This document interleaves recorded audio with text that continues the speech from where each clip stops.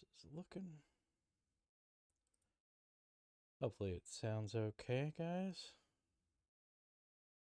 Y'all can give me a heads up. Let me know that you got good audio quality. And let me switch over to my mug. Make sure you've got video. Everything looking good?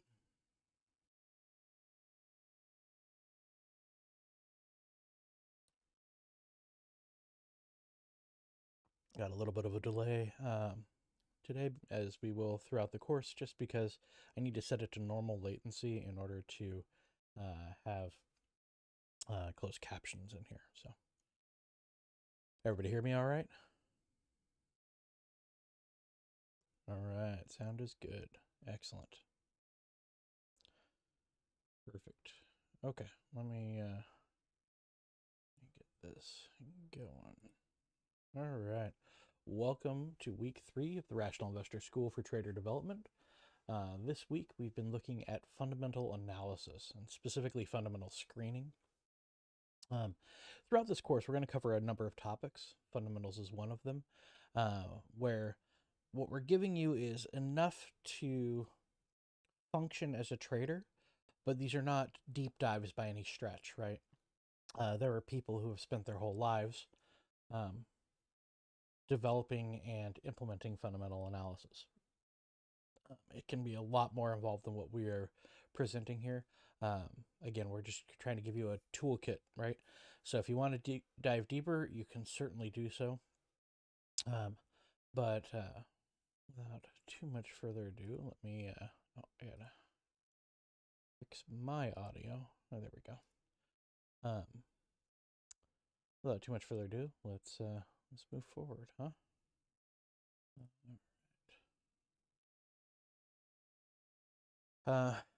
Standard disclaimer, this is education, not financial advice. Please use it accordingly. All right, so what we're going to cover here, and this is my updated slide deck here. It's not too dissimilar from Brian's. I did provide some updated links on a couple of images, but other than that, it's pretty much the same material. So what I'll do is I'll go through this slide deck, then I'll go back and go through the quiz, and then we'll get into the Q&A document. Okay. All right.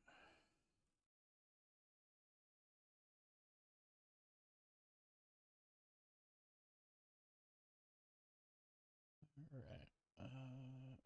Probably have to have the right window up for myself. Okay. So, fundamental analysis can be viewed as either bottom up or top down. Okay.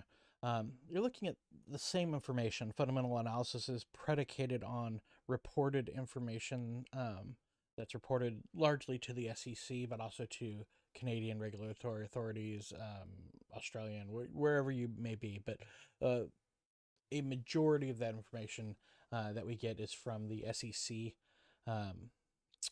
database, right? And there's a database called EDGAR that you can find at sec.gov that has the underlying reporting information in it. Now, from that, there's a number of sites that come up. The one we're going to look at today is called FinViz, and these are sites that aggregate that information, usually with some other information as well. Like FinViz includes analyst ratings and insider trading, which is aggregated from the SEC, and then they also include news links, which come from obviously from the broad world of things, right, from the internets. So when you're looking at that information, you can look at it either from a bottom-up analysis, and that's where a site like FinViz comes into play, where you're looking at an individual asset, and then you are expanding up into the world from there. And then so what you're looking at there are company-specific factors, earnings reports, news stories about that company, what that company's directors have done, that kind of thing. Then you have a top-down approach, and a top-down approach looks at the broader market, looks at socioeconomic influences.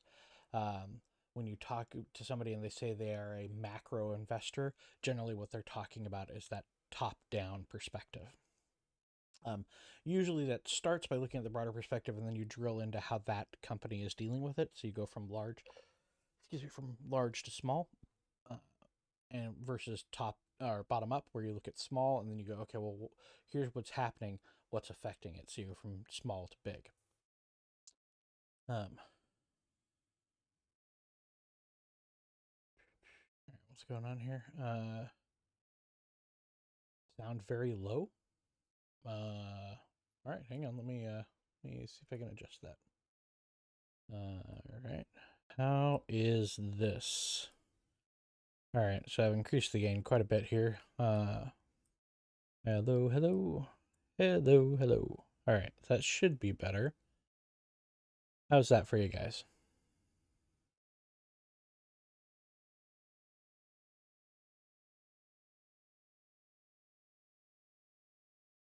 Can somebody get? I'm just kind of talk my head off here. Can somebody tell me whether that's better enough, or do I need to increase the hardware gain as well? Okay, better. Good. All right. Where was I? Okay. Better, but not like usual. Okay, hang on. I can also adjust my gain on my mic. It just takes a little more doing. This might get noisy. Sorry, guys.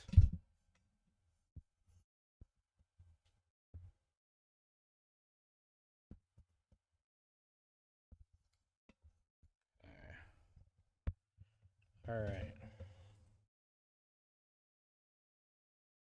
How that is. Looks like it's worse, actually. So let me go the other way. Okay. All right. Ooh, I got too loud, I think. All right. How is that, guys? Is that better? Enough? Too much? Hello. I know there's some delay here, so you're probably getting when I turned the gain the wrong way. Oh, sorry, Shark. All right. I'm assuming, based on Shark's comment, that that's much better. Okay. Excellent. All right. Thanks, guys. Okay. Okay. So, let me talk again about bottom-up and top-down analysis. So, fundamental analysis is all about reporting analyzing the reporting that governments require businesses to produce, usually on a quarterly basis, sometimes on an annual basis. This reporting is largely gathered from the SEC. So you can go to sec.gov and look at their EDGAR database to get to that. You don't want me to sing the Bohemian Rhapsody.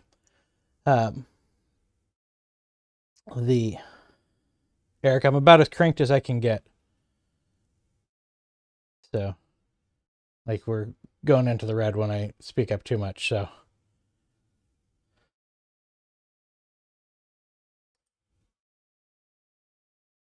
Hello.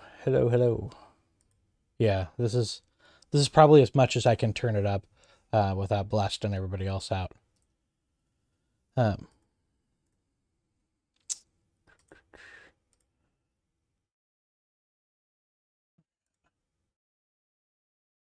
Okay. So that reported information, there are also other government agencies that require this information, right? In whatever the country you're in, that'd be that Canada, where you have other regulatory bodies, or Australia, Europe, in London, right? I don't know that there's an EU one. I think it's more that the individual constituent countries within the EU have their own reporting requirements. But then we have sites like Finviz that aggregate that information for you. Now, Finviz isn't the only one, but that's the one that we are kind of most comfortable with, and so that's what we're going to show you on. But don't feel locked in to that, right? If you have another site you like sometimes I prefer looking at Koyfin, but that's a site that you really, to get the full utility of, you have to pay for, right? Also, it doesn't, ironically enough, even though you have to pay for it, it doesn't have some of the information that FinViz does. So your mileage may vary, but there's other sites as well, right? If you're on Thinkorswim, you can get a lot of the information from the analysis. Not everything though. Like I've had a hard time getting a peg value from Thinkorswim. So bottom analysis is when you look at the individual company and the factors that are affecting that company first. So you look at changes to that company's board of directors, or news events about that particular company, or what is that particular company's price to earnings and how it relates to their growth, right? And then you expand into the broader market. So you look at that company and you say, okay, so how does it fit in with its peers and all that stuff, right? That's bottom up. Top down analysis goes the other direction. It usually starts at a socioeconomic level. Most people who refer to themselves as macro investors, what they're saying is they are top down investors. So they start at the broader market and they drill their way down in. So they go, okay, well, how's the market behaving in general? Okay, let's look at some bellwether companies. Okay, now let's look at the companies that are laggards or leaders within that area, right? So that's top down. As we will say repeatedly throughout the course, and I think I've already said it about a couple things, there's many ways to skin this cat. What we're teaching you is one method to get you, basically to give you the tools you need to see the overall process, right? Because the process is really at its core what we need you to learn. The whole creating a trading plan, defining your vision, your goals, and your tactical approach to how to get to those goals, how to define a setup and use it, to log your trades and journal regularly, right? That process is the important part. These tools are going to help you implement that process. Okay, so what we're going to show you here is surface level for fundamental analysis. People have spent their whole lives developing and implementing fundamental analysis. So please be aware there's lots of depth if you want to dive deep on these topics. This topic, or really any of the topics that we cover. We're giving you enough to trade with, enough to build your plan with, and enough to succeed with, but not the full depth of each topic. We'd be here for at least a year on just level 1 stuff if we did that. So fundamental analysis is predicated on the truth, on getting accurate information from companies. Will companies lie? Sure. Will some of them get caught and some of them not get caught? Sure. But by and large, we've got a lot more accurate data now than we did before the 1930s, when the SEC was formed and when reporting requirements were put into place. I mean, the wheels started turning really with the establishment of the Federal Reserve in 1913, but it was post-Depression that they got teeth, right? Post-Depression, I think it was 1934, I think. We had the act that required businesses to start producing accurate reporting, right? Yeah, good reminder. Sharktoshi wants to remind you all that Investopedia.com is a great first step as you start to deep dive on these topics. It's also a good place to just look up, Grim used this term, what does that mean, right? Go search on Investopedia. It really is like the Google for investors. So terms I use here are largely going to come from, or at least be referenced in, Investopedia. I wouldn't necessarily come from, because I might have gotten them from other sources, mostly Brian, but you can look them up on Investopedia. I'll try to call out when it's something that's a TRI-ism, right?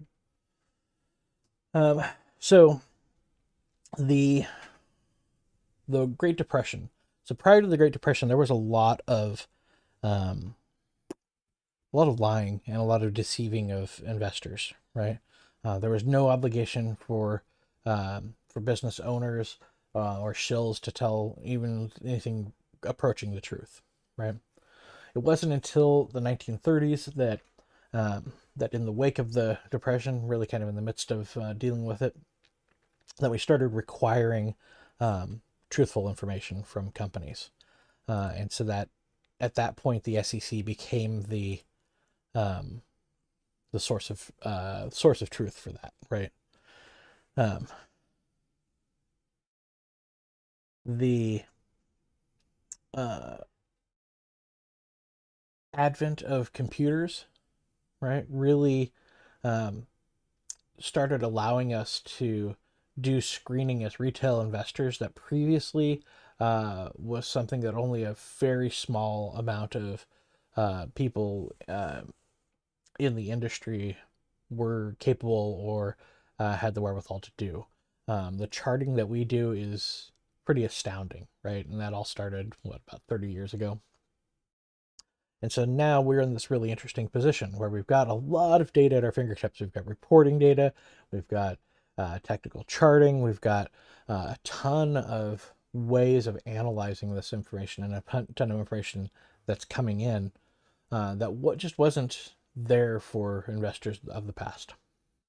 Uh, so this is the first part of that. We're going to talk about how we screen assets from the pool of what 4,000-ish companies that are publicly traded down to a small handful that we can go through and look at technically. Now, there are some drawbacks and limitations to fundamental analysis. One that I actually didn't put in the slide, but I probably will add, is their reporting happens in general quarterly. So the data you're looking at is old data. It's ironic because a lot of fundamental investors, their main critique of technical analysis falls into two camps. One, they just don't think they don't think you can predict future uh, results from patterns in price. And the second thing that they often comment about is that technical indicators are lagging indicators. But I would posit that fundamental indications are far more laggy because they're going to be anywhere from a few days to, in most cases, a few months old.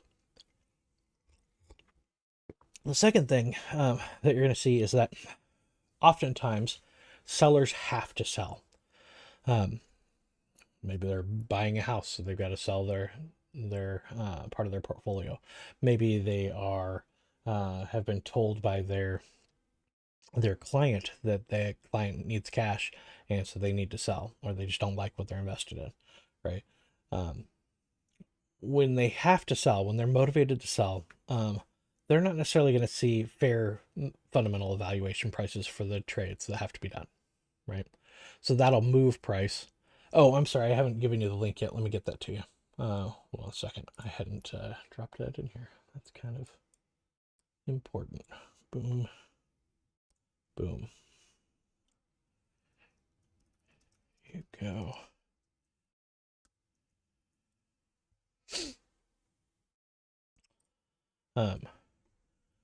And then for buyers, right, very often, fundamental analysts, when they buy, they're buying when they perceive that a stock is undervalued.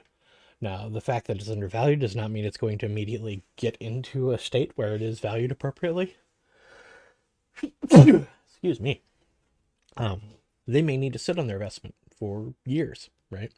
The common hallmark of an investor as opposed to a trader, and investors slant very heavily towards fundamentalists, is they have a kind of a minimum 3 to 5 year time horizon, right?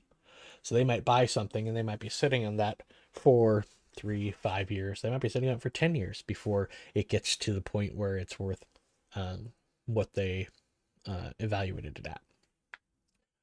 No, it's not necessarily a bad thing, but it's something you need to be aware of, right? It's one of the drawbacks of the process. Thank you, Morrow. Now, let's talk about non-equity fundamentals. We'll get into equities in a few minutes. So when we're talking about non-equities, we're largely talking about commodities here, including our beloved cryptocurrencies. And non-equities are evaluated primarily in terms of supply and demand. There are a few other factors that come into play, but they're generally things that drive either production or consumption, right? So the cost of production typically serves as a floor for commodities. In other words, the lowest price at which it will trade typically. Sometimes it will pop below cost of production, but it's usually a very short-lived event. There's a few reasons for that, mostly having to do with arbitrage and the fact that if it does drop below the cost of production for some outfits, those outfits will eventually get pushed out of business until what you're left with are just the companies that are producing at the lowest tier cost of production, typically. The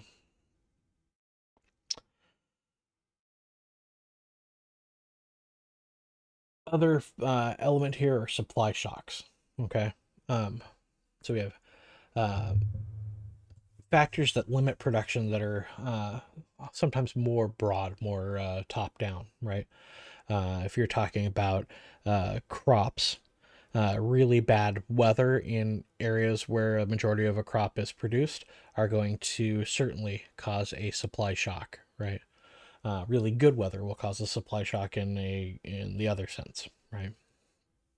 The wars, even socioeconomic preference can affect supply to an extent, right? Depending on what the product is. Like, if you've got major oil reserves in an area and they are not allowed to be tapped because of political influence, then you're going to see an impact. And once that provision is removed so that those are available to be tapped, then you're going to see the opposite happen. So supply shocks are a major thing. Then you have, on the other side of things, demand issues, right? You have kind of micro and macro demand issues. So micro events can be like new products that are developed or methods that create demand where none existed before, right? On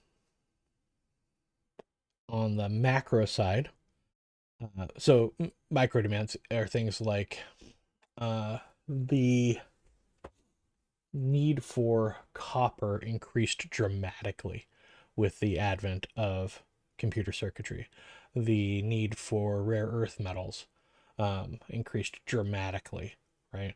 These were this demand, especially for the rare earth metals, came largely out of nowhere. Like, prior to the advent of computerization, the demand for many rare earth metals basically didn't exist. Then you have things on a macro scale, socioeconomic trends. Those can greatly affect short-term demand for assets, right? Yeah, building better mousetraps, Steve. So the socioeconomic influences leading right now to a surge in electric vehicle ownership. That's affecting demand for all of the commodities involved in producing that equipment, right? Producing those electric vehicles. So these links here, you'll see I have links on both these images to the underlying fairly dry and in-depth studies that these talk about, right? It's talking about elasticities of various demand curves, right? If something is if the demand is very inelastic, meaning the demand is what the demand is, and there's not much changing it, well, that's going to affect how much that's going to affect the degree to which supply is what drives that, right? So,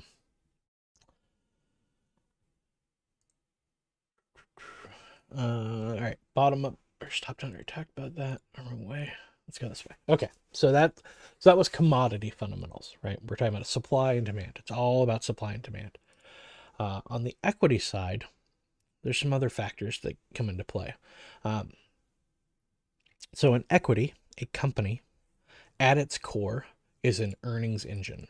Its job is to make money, right? That's its purpose. That's why it exists. Even not-for-profit companies, they are called not-for-profit companies because making money is not their sole objective, but it is often one of their objectives. It may not even be their primary objective, but it is definitely one of their top 5, right?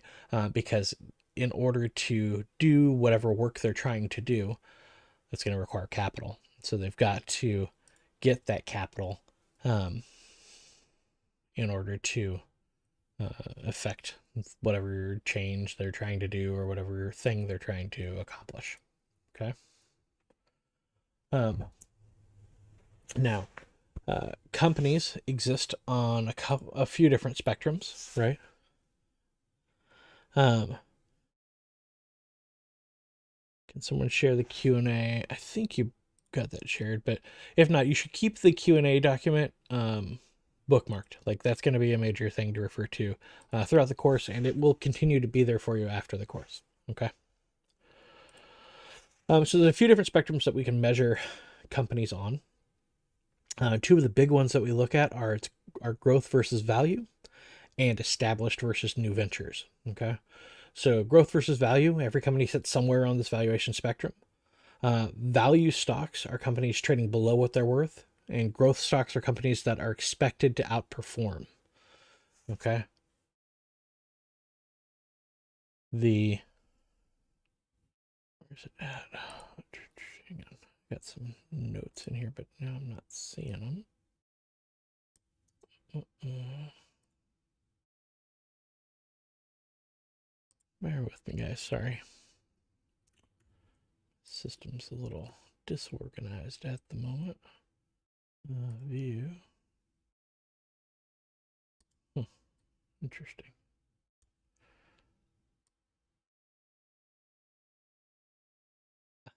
There we go.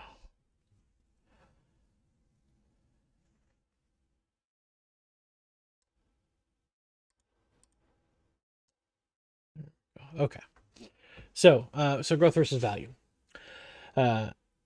So the other area we look at is established versus new ventures. Now, as traders, we're generally talking, when we talk about new ventures, we are talking about publicly traded new ventures. So it's a company that is new, that has been established, that has at least has gone public recently. Generally, that is still operating off of its venture and seed capital, and as such doesn't really have established earnings yet. An established company has been around for at least a few years, right? They have a history of earnings relative to their respective industries. For established companies, we have some models that we use for those, and we have different models that we use for new ventures, largely because of the fact that they're kind of black boxes, right? And they have limited record of earnings, so we have limited insight into their operation because it just hasn't been around that long, right? So for those, we look to smart money to give us an idea of their potential. Now, we do have a pretty big challenge with equity fundamentals during bubbles, right? I know this is really true of both commodities and equities, but this is particularly prevalent in equities. Due to money flow forces, right, valuations often get stretched during bubbles. And what we mean to say by that is fundamental analysts, their job is to tell their clients, right, here's where you can find value. Here are the things that you should be buying. Unfortunately, during bubbles, there are times when the answer is nothing, or at least very, very little. And the danger that we run into as fundamental analysts, because they need to be giving their clients buy ideas, they will change their models. They'll stretch their boundaries for what is considered acceptable. And that's a real hazard, because that's going to end up with you buying things that are vastly overvalued, right?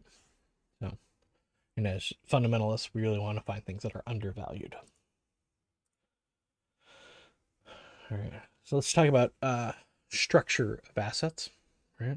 So non-equity assets are generally units of the marketplace, ounces of gold, barrels of oil. Since we're dealing with pure supply versus demand, we can generally come up with fundamental analysis models as long as we know what the anticipated supply is and we know what the factors are that differentiate the equity from different sources, right? As long as you understand the factors that affect that equity, or sorry, that I said equity, that commodity. As long as you understand the factors that affect that commodity, then and you know kind of what the expected supply is and what the expected demand is, you can come up with models that will differentiate between them and kind of show you where the money's moving.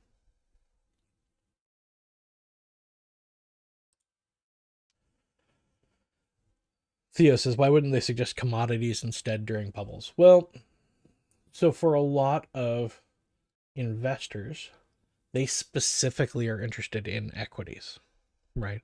And so they are hiring analysts in some cases to just literally just look at equities. Tell me where in equities to put my money.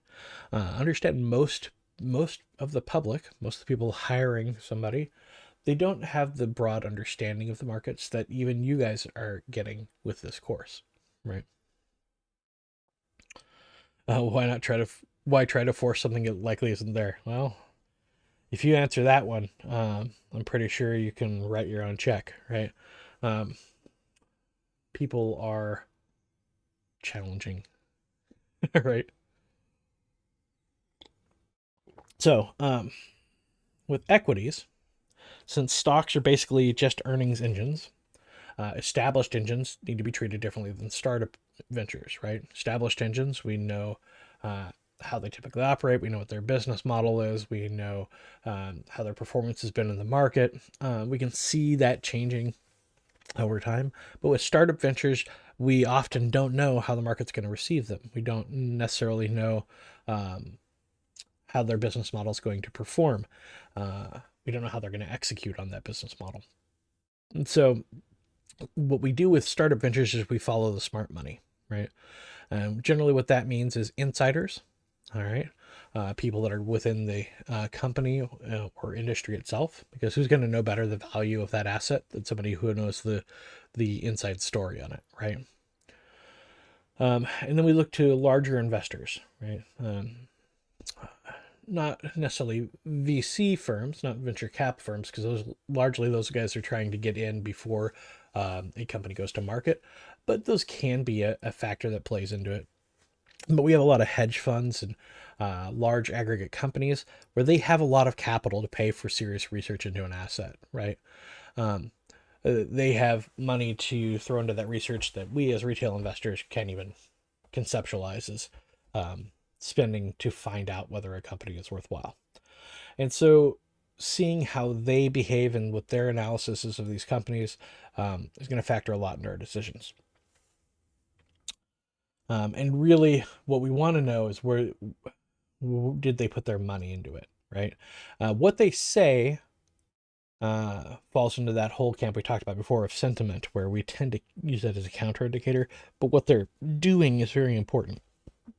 When you're looking at large investors who have perhaps given a loan to that company and during their startup, now that company's gone public and the company that loaned the money is willing to take shares in that company in lieu of repayment of that debt, that's a very positive bullish sign, right?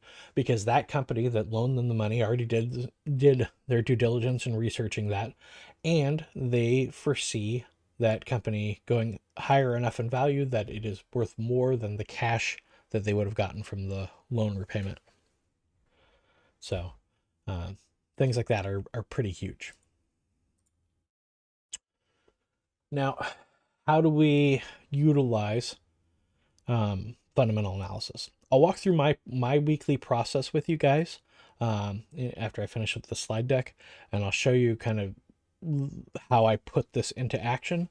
But ultimately, what we're doing is we take these fundamental screeners and apply them to the broad swath of stocks, from which, and this can be not just stocks, this can be used, there's a screener that we use for cryptocurrencies, and these screeners that we're teaching you and the ones I'm talking about are not by any shot the only screeners out there, right?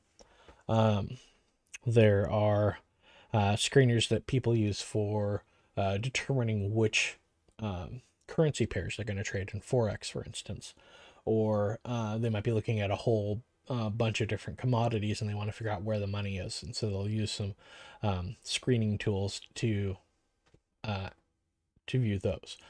The screeners that we're going to share with you are primarily equity screeners, and I'll talk about a singular cryptocurrency screener that I've been using since I came to TRI in 2016.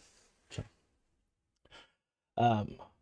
the whole goal of screeners is to reduce the universe of assets to a handful that we can then apply technical analysis on, right? Getting back to the whole idea of rational analysis, right? The equity screeners we're going to that we've shared with you, that we're teaching you, are the WDB screener. That's one of Brian's, so that's a TRI specific screener. That's used specifically for value assets. And then we have the VCIM model at the other end of the spectrum.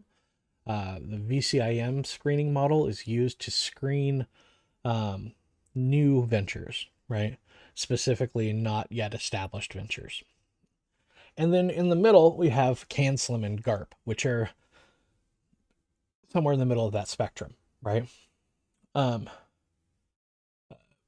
way Brian breaks it down, we had some discussion on this in chat incidentally before, is when Brian's looking at established companies, what he looks at is WDB and GARP. And for new ventures, he uses VCIM and CanSlim. I kind of flip that personally. So for established companies, I tend to use WDB and CanSlim. And for newer ventures, I look at VCIM and GARP. And the one that's on the chart here is what's in the quiz, but it's important that you understand conceptually why GARP and CanSlim are kind of in the middle, right? GARP is a measure of growth, right? It's looking at the P/E ratio and how that is expected to grow moving forward in time. And CanSlim looks at a number of factors, including where the asset sits in relation to its respective industry mates, what the projected growth of that asset is, what its annual performance has been over the last 3 to 5 years. And so both of these kind of sit in the middle there, right? Remember, it's not a black and white binary, you're one or the other scenario. It is a spectrum, right? And so what's important is that you understand what you're getting, what the studies mean when you talk about these fundamental screeners. And then for crypto, I use a method called the altcoin scoring method. You can find that on the main site in the library. But it basically looks at like 7 different factors, and each one can either be like +1, neutral, or -1. And then I look for an aggregate score of 3 or more in order to be interested in an asset. If that score is 4 or more, I might add a percentage of percentage to my risk on my position sizing. But yeah, so that's the screeners that we use. Now I've provided links in the Q&A document to FinViz to screen for all of those except for VCIM. You can't really screen VCIM criteria through FinViz, but I did provide some links to searches that you can use to look for share consolidations and options to directors and that kind of thing. And I'll talk a little bit more about it when I go into the Q&A doc. Now, it's important to remember that all of this is about personal fit, like every other tool we teach you in here. Some people are going to be more inclined towards growth assets. Some are going to be more inclined towards value assets. For some people, they don't pick either. I don't pick either. When I screen for all 4 of these models. And so it's not just a matter of choosing one or the other. But some people will specifically prefer to look at growth assets. Some people prefer to look at new ventures. Some people prefer to look at established companies, right? No one way is right. And then I just wanted to remind everybody that this is all a part of rational analysis, right? We want to look at our FA screeners to limit the number of assets that we are having to perform more complicated technical analysis on. It's just the first part of our analysis. Ideally, everything that we trade will be fundamentally screened first, right? And at least as we get into anything above day trading. When we get into day trading, it's going to depend what you're day trading, right? But for everything that's at a longer time horizon than that, ideally we're going to be looking at FA screening first and then technical analysis. I have a little different approach that I use with crypto. I'll talk about that when I get in the Q&A document, and that's just because the universe of assets I deal with in crypto is pretty small currently. All right, that is the slide deck. Let's get into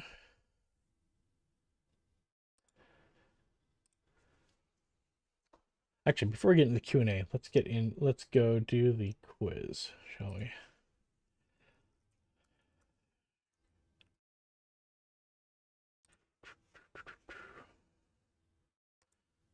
Dashboard. I think this is the one that is correct. Let me make sure week 2 has 29 questions in it. It does. Okay. So when you come in here to the Thinkific site, obviously you got 2 documents here, and it's important that that you've taken a look and have preferably downloaded this and have looked in some depth at this PDF, right? That's this one here. A lot of the questions that people tend to come up with are actually answered in this PDF if they read it with some deliberation, though it is obviously just a wall of text, so it's a bit dry.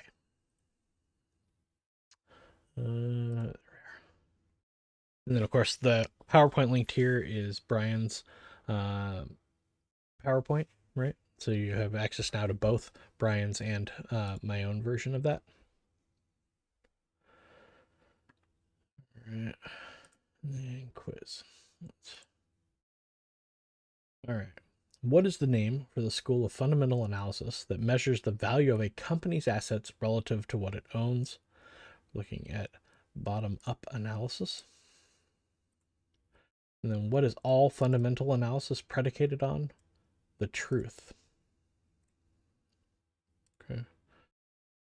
And those who work within companies, either as key employees or directors, are also known as insiders.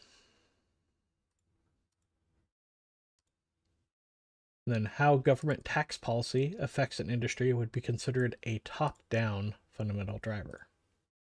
Right. We're going to see a lot of that this year. Unless something big changes and the Fed decides not to increase rates, but the expectation is that they are. When trying to determine value, price per ounce in the case of gold or silver, within a commodity industry, what is an appropriate floor or bottom to look for? That's the cost of production. It's often abbreviated in commodity circles as the COP. And then which of the following is not a fundamental analysis model taught or traded by TRI? And that's RTL. Everything else in here is, these are the other 4 models that we use for equities. And then which 2 words describe the opposite ends of the equity investing spectrum? The primary spectrum we deal with is growth versus value. And then PE refers to a company's price relative to its earnings. Remember, these are earnings engines. And the B in PB refers to a company's book value.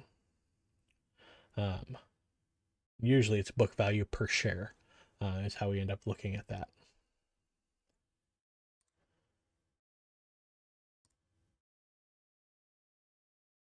Oh, good share there, Steve. A company with a high PE ratio and a high PB would probably fall under which end of the valuation spectrum, right? So we're talking about a high PE, high price to earnings, and high price to book ratio, right? So we're probably talking about high growth, right? The high value is where you have a price that is very that is below your book value, and usually a price that is down below kind of its earnings per share.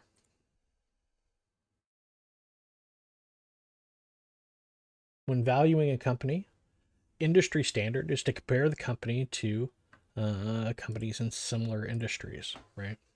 Because they're going to have similar factors affecting them.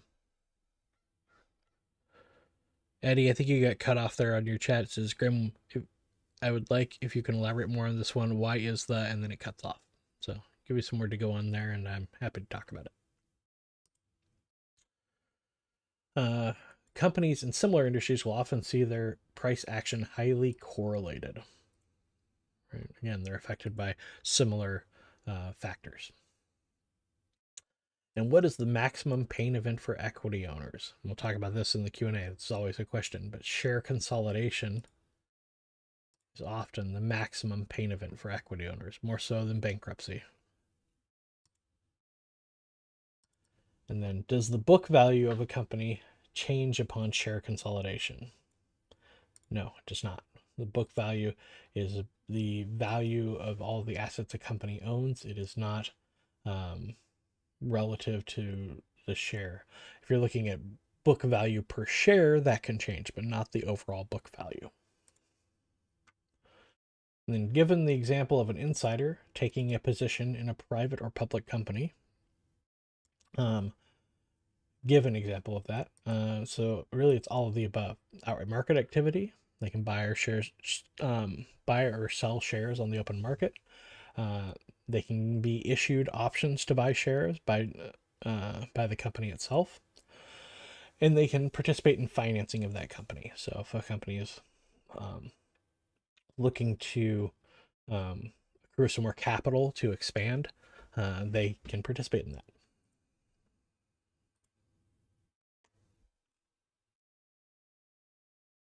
Here we go.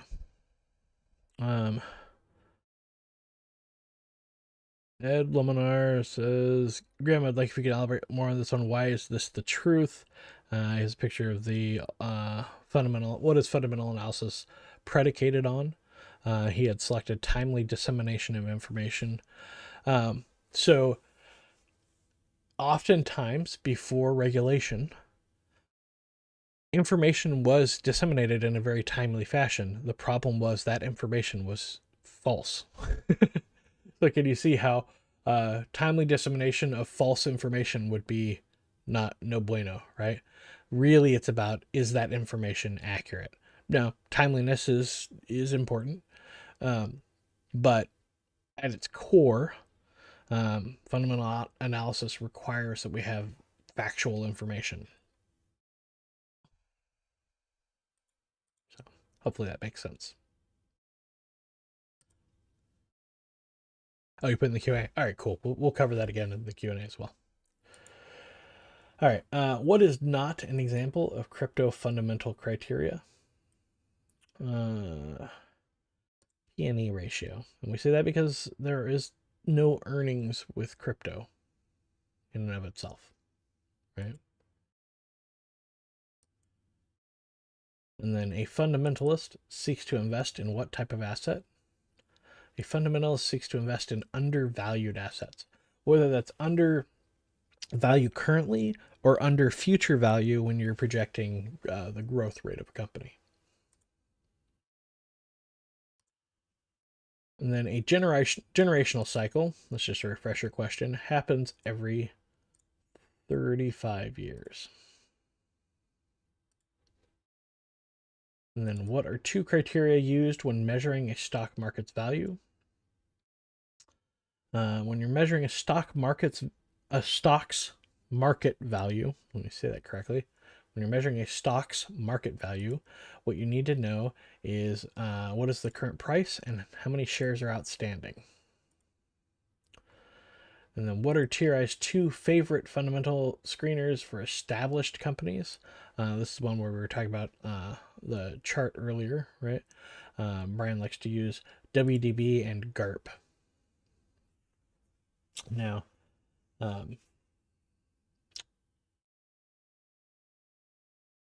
this one is relatively easy to suss out, even if you are looking at the unsure whether it's GARP or CanSlim, in that only two of these answers have WDB in them, and we know for sure WDB is one of those, and VCIM isn't going to make any sense. Venture capital investor model doesn't make sense for an established company. So, all right, so that's the quiz. All right, let's get in the Q&A. This might take a little while. Let me get some water and some more coffee. Hold on a second.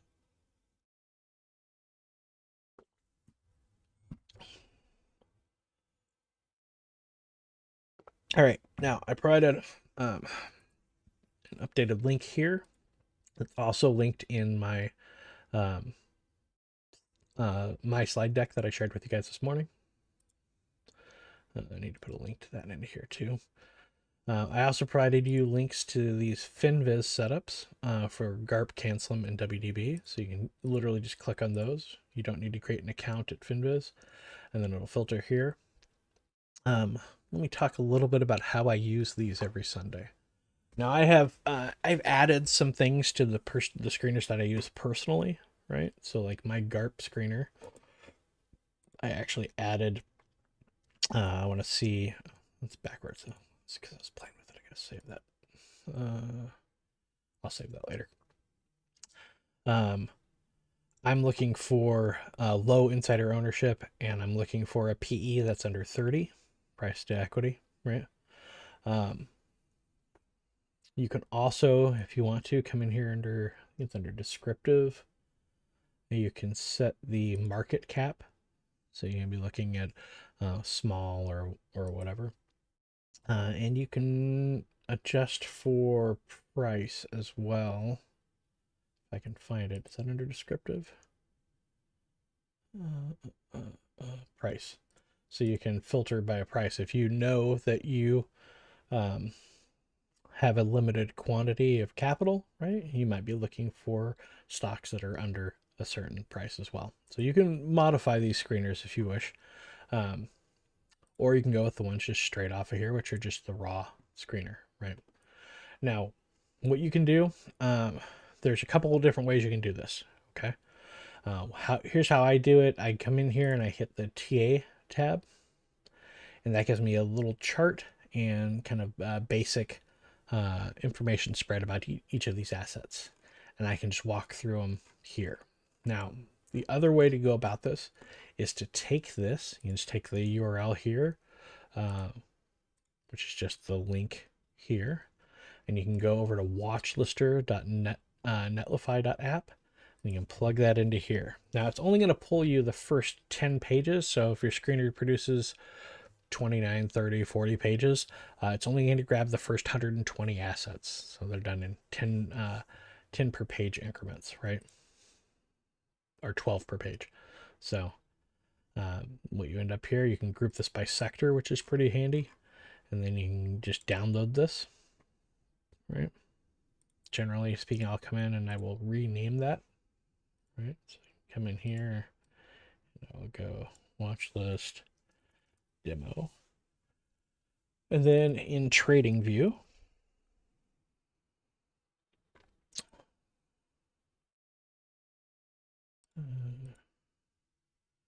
sorry, my chart's going to be a little crazy for you guys. Let's come over to level 1 stuff. And in here, you can go up to here. You can go import list, then navigate to that file. Downloads, and date added, watch list demo, and it will import that. If you did it, if you separate it by sector, those sections will be in here. So I can see like technology, industrials, all of that, right? So that's everything that met that GARP screener in the first 10 pages, all right? Now, if your list is particularly long, like this one was, it was pretty long, right? The raw GARP, I think, is, I want to say it's 29 pages. Oh, it's longer than that, 56 pages, right? Then going through these individually might be a better way to go. And what I'll do there is if I'll just glance through it, and what I'm looking for are assets that are kind of in the bottom right corner where they've come down in value, because I want them when they are undervalued, right? My setups work best, particularly like WDB and our 3-step setup that you're going to be learning, work best when the asset has come down in value, right? Pullbacks like this might be interesting. If I see one that looks interesting, I will right click and go to new tab, and I'll end up with a bunch of tabs that I then go through and go, okay, well, what's the news look like?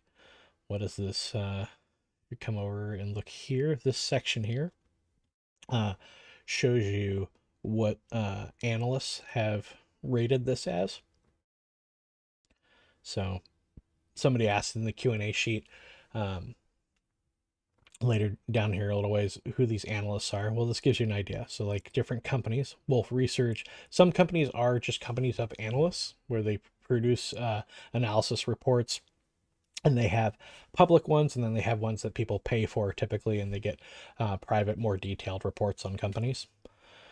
And then sometimes it's larger firms like Goldman Sachs or JP Morgan, stuff like that. So, and then they aggregate the news items for this company, and usually for related industry. You get a snapshot of the income statement, and then you can see the insider trading that's occurred, right? Now, insider trading, it's important to understand you need to distinguish between legal insider trading, which is just trading that insiders are doing, versus trading with inside information, which is when somebody who is privy to information that the public is not trades based on that information. That part is illegal. Just trading as a member of a company is not illegal. So, in fact, has to be reported. If you are at a certain level within the organization, it has to be reported. If you own more than, I think, 5% of the company, your actions in regard to buying or selling your shares has to be reported as well, and all of that is aggregated in this. So I look at those, I put together my short list, and then I add them to my list in TradingView, and then I go into TradingView to look through those for technical analysis. So this is what I do every Sunday. After I'm done with class, it takes me 5 or 6 hours. I go through each of my screeners. I look at these in TA view, pull out my short list from there, and that's what I throw into TradingView, and I do a proper analysis on those from a technical perspective. When it comes to crypto, I go kind of backwards. So I do use that altcoin scoring model, but I actually look at my crypto technically first, because I really only trade, I closed it, of course. I really only trade on KuCoin and FTX currently. I am in the process of expanding out into some dexes. I've got a few $100 that I'm considering my like dues to learn how the different DeFi platforms work.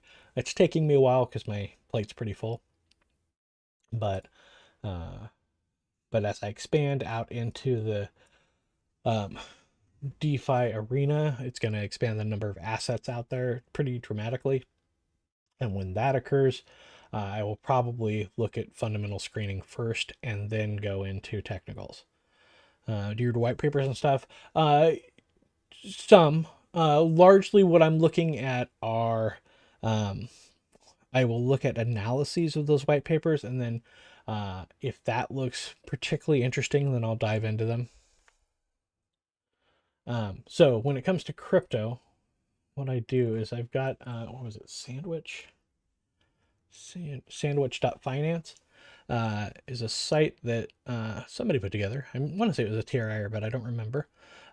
For a number of centralized exchanges where they have they produce trading view lists for their assets. I can go to KuCoin, I can go to all markets. For me, I'm looking at BTC markets because again, my particular crypto approach right now is building my BTC balance. So I trade assets, I trade altcoins versus Bitcoin. I don't really care about their valuation in US dollars. Again, as I expand into the DeFi arena more, I will also be expanding my trading plan a bit. That I'm going to be looking at building a fiat currency base through actions in the crypto market. So this is likely to change as I expand into that, but it's going to take me, realistically, it's going to take me probably the better part of this year before I feel like I'm up to speed on it. So, you can just download these. It's the same idea. You download a list, you import that list. And so what you end up with is I've got KuCoin, KuCoin BTC markets. Okay. And so I've got a number of assets in here, but it's fairly easy for me to go through these. So if you're in TradingView and you have an asset selected and you're in a list and you hit the space bar, it will just take you to the next asset. And so I will look at these. I have it on a weekly by default, but then I will drop into a daily. And I'm just looking for things that are in a good location, right? So we'll learn about location in a couple weeks. You'll know what that means. But basically I put on a Fibonacci chart and I look at where we're at in our retracements on that. And so I'm just going through there, and the things that look interesting, I mark in light blue. You can pick whatever color you want, but I might go, okay, light blue. This is from last week. You can see how the highs from when we came in were way up here, and then we're down in this area now. So I'm a little interested in things down here. We'll see how they shape out. But then I end up with that list, and then I can go, okay, I'm gonna look at my cyan list, my light blue list, and then I can go through that, and in here, then I will start marking up fundamental screeners, right? And usually I'll just take my tool here. Do I have my crypto fundamentals saved yet? I don't think I do. Yeah, I've only got the beginnings of a template here. So what I need to do is finish creating my crypto template here. I end up just typing it all in on a separate sheet and copy and pasting it, but I'll put those crypto fundamentals on the sheet itself, and then I'll do the rest of my analysis, my technical analysis. It takes time, right? I've gotten pretty fast at it. I directly review probably 300 or 400 assets on any given Sunday. Of those, a large majority get discarded. I'm not going to be looking at them this week.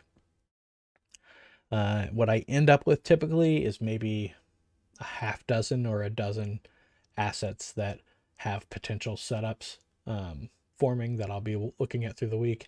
And of those, maybe a quarter of those fire, right? So it's a lot of work, but and there are different ways to do that. You don't have to do that all in one go, but for me, because I work a day job and I teach this class and I do day trading as well, and I help my wife with her business, and and I'm working at getting my old house ready to sell. I've got a lot of pokers in the fire, and it just works a lot better for me. I can block out 5 or 6 hours in a single day during the week and just do my analysis on there, right? And then during the week, Monday through Friday, what I'll do is I have my short list of those maybe a dozen assets, right? And I just check those each day and see, okay, does this look like it's going to fire? Depends what I'm waiting on, right? So when I'm looking at things technically, I'm looking at indicators in this order. You'll learn what all these mean as you go through the course, but I look at location, which I've already kind of established early on. And then I'm looking for momentum indicators. So that's where we're talking about like MACD and RSI and what we call the Willy. We're going to teach you that, and OBV, right? I look at those things. And then when those signals are in, then I look for what we call market structure. So once we get to market structure, I might have a specific point where I can put an alert on the chart, and then I'll just get an alert from TradingView when it hits that line. And that's where I go, okay, now I need to start hunting for an entry, right? So that's largely how I do that.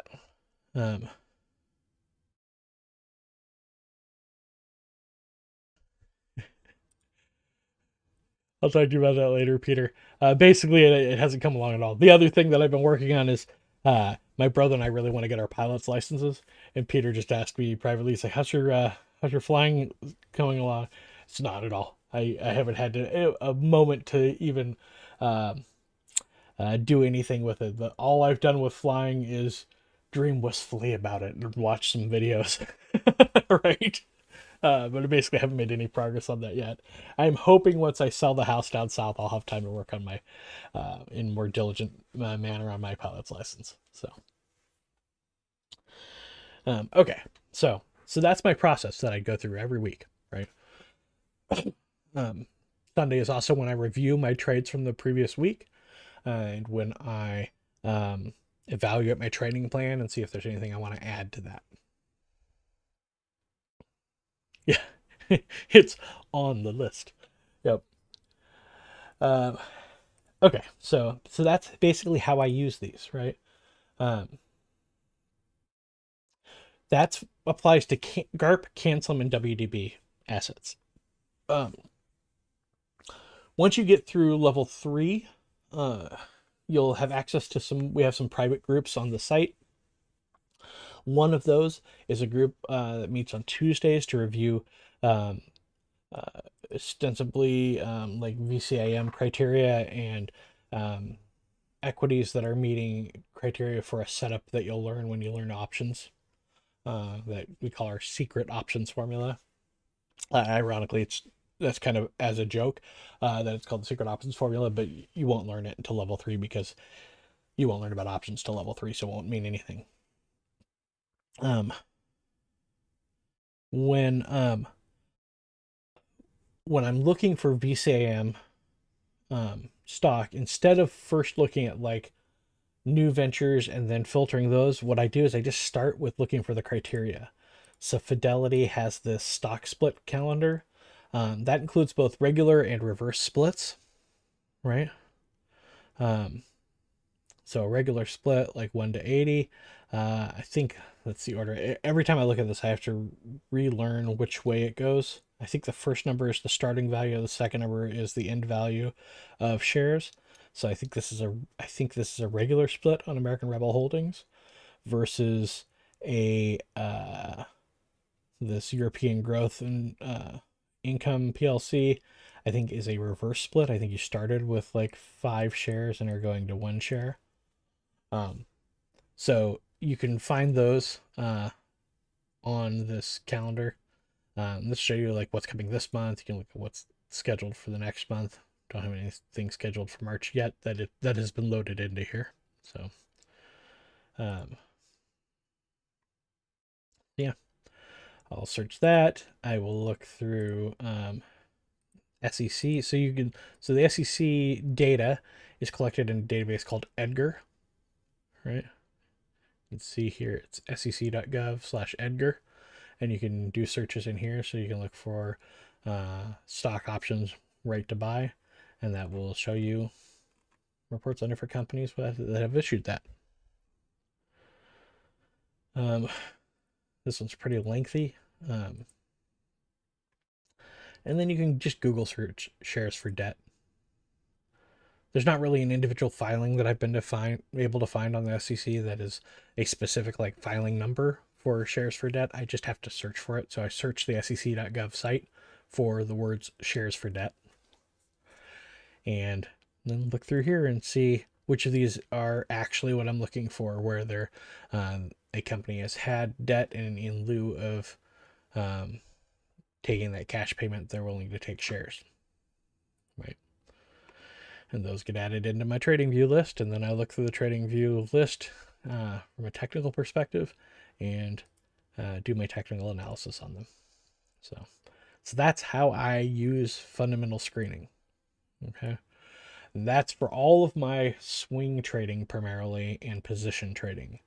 So as a refresher, so we've got, in terms of time frames for trading, we've got at its shortest time horizon, we've got day trading. And day trading can be broken into a couple categories as well. So you have scalping, where you're doing very short moves, maybe a minute to 2 minutes to 3 minutes in a trade, right?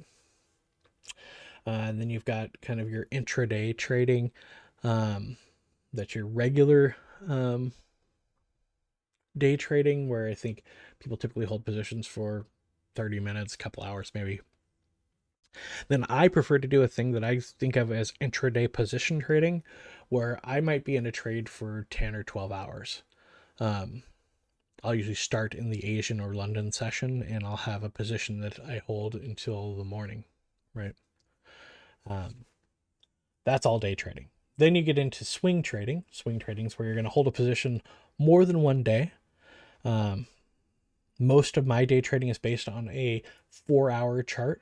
And so I find that most trades, at least in the style that I trade them, when you're talking about the models you're going to learn here, for 3-step setups and for bots, I find those positions generally are held for about 30 to 60 units. So if I'm looking at a 4-hour chart, it's going to be 30 to 60 candles of 4 hours of length. If I'm looking at an hourly chart, then I'm looking at 30 to 60 hours that I'm typically going to see an asset held. Now, I know it's a pretty broad range, but it's a pretty broad range. So I trade my swing trading on a 4-hour basis. The reason I trade a 4-hour basis when I'm swing trading has to do with the fact that I have a day job. So I can't be breaking away while I'm in a customer call or something like that to handle a position or to change a stop or to close out a position if it didn't close automatically. For the most part, like when I enter a trade, I enter my stop and I enter my take profit. I do, and once you get past level 1 and into level 2 and 3, you are going to start looking at stop adjustments. For now, as level 1ers, I don't recommend you do that. Just put it on and live with the results, right? But for me, that's why I trade on a 4-hour basis, because in any given day of work, I'm certainly going to be able to take a break at the end of every 4-hour candle to assess my open positions and see if I need to adjust something. But as a result, my swing trading trades typically last a couple weeks. Sometimes they'll last a long time. I've had swing trade positions that were entered as swing trades, but that lasted over a quarter. This was a while back now, but I had an oil trade a few years back that I entered as a swing trade, expecting to be in and out of it in a couple weeks. And it just took forever. I was in that trade for 96 days, which was mentally taxing, to say the least. And then I've got position trading, right? So regular position trading typically is off of like a daily chart or even a weekly chart. Again, that 30 to 60 units still applies. So for a position trade, I'm going to be in there a couple months, maybe 3 months. Um, uh, Maybe longer, right? I have some, if you're talking about my planting flower setup, I've been in trades literally for years on planting flowers. It is very much a value in trading where, I've had some altcoins that I had a position in waiting for them to go to sell half on a double. And I have sat through uh, not one, but two different bear cycles before they finally fired. Before they finally got to their doubling, and then I got paid, right? Um, so position trading can take a long time. Um, be prepared. But that's kind of how I apply this stuff. Okay, let me get into this. Can you point us to good tutorials on how to use FinViz to screen for assets according to the 4 fundamental criteria? And I wouldn't say it's 4 fundamental criteria. The 4 screeners that we're teaching you, they are not the only screeners by a long shot. There are other screeners you will come across. But I just walked through kind of how I use FinViz. So I pull my FinViz lists on those 4 screeners. Well, 3 of the screeners. I do my other searching for my VCIM stocks, and then I end up with a shorter list of things. Not really yet a short list, but a shorter list of things that I'm interested in looking at technically. Then I look at those technically, weed out a bunch of stuff, and I typically end up with maybe half a dozen or a dozen assets that are both fundamentally screened and have technical setups close to firing.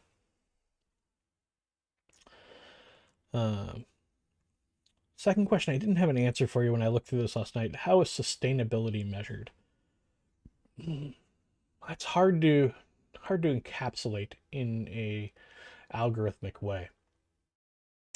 There are some things where we can talk about them. I can understand what somebody's saying when they say, look, this isn't really sustainable, right? But it's hard for me to articulate into a discrete, almost mathematical breakdown, right? Really,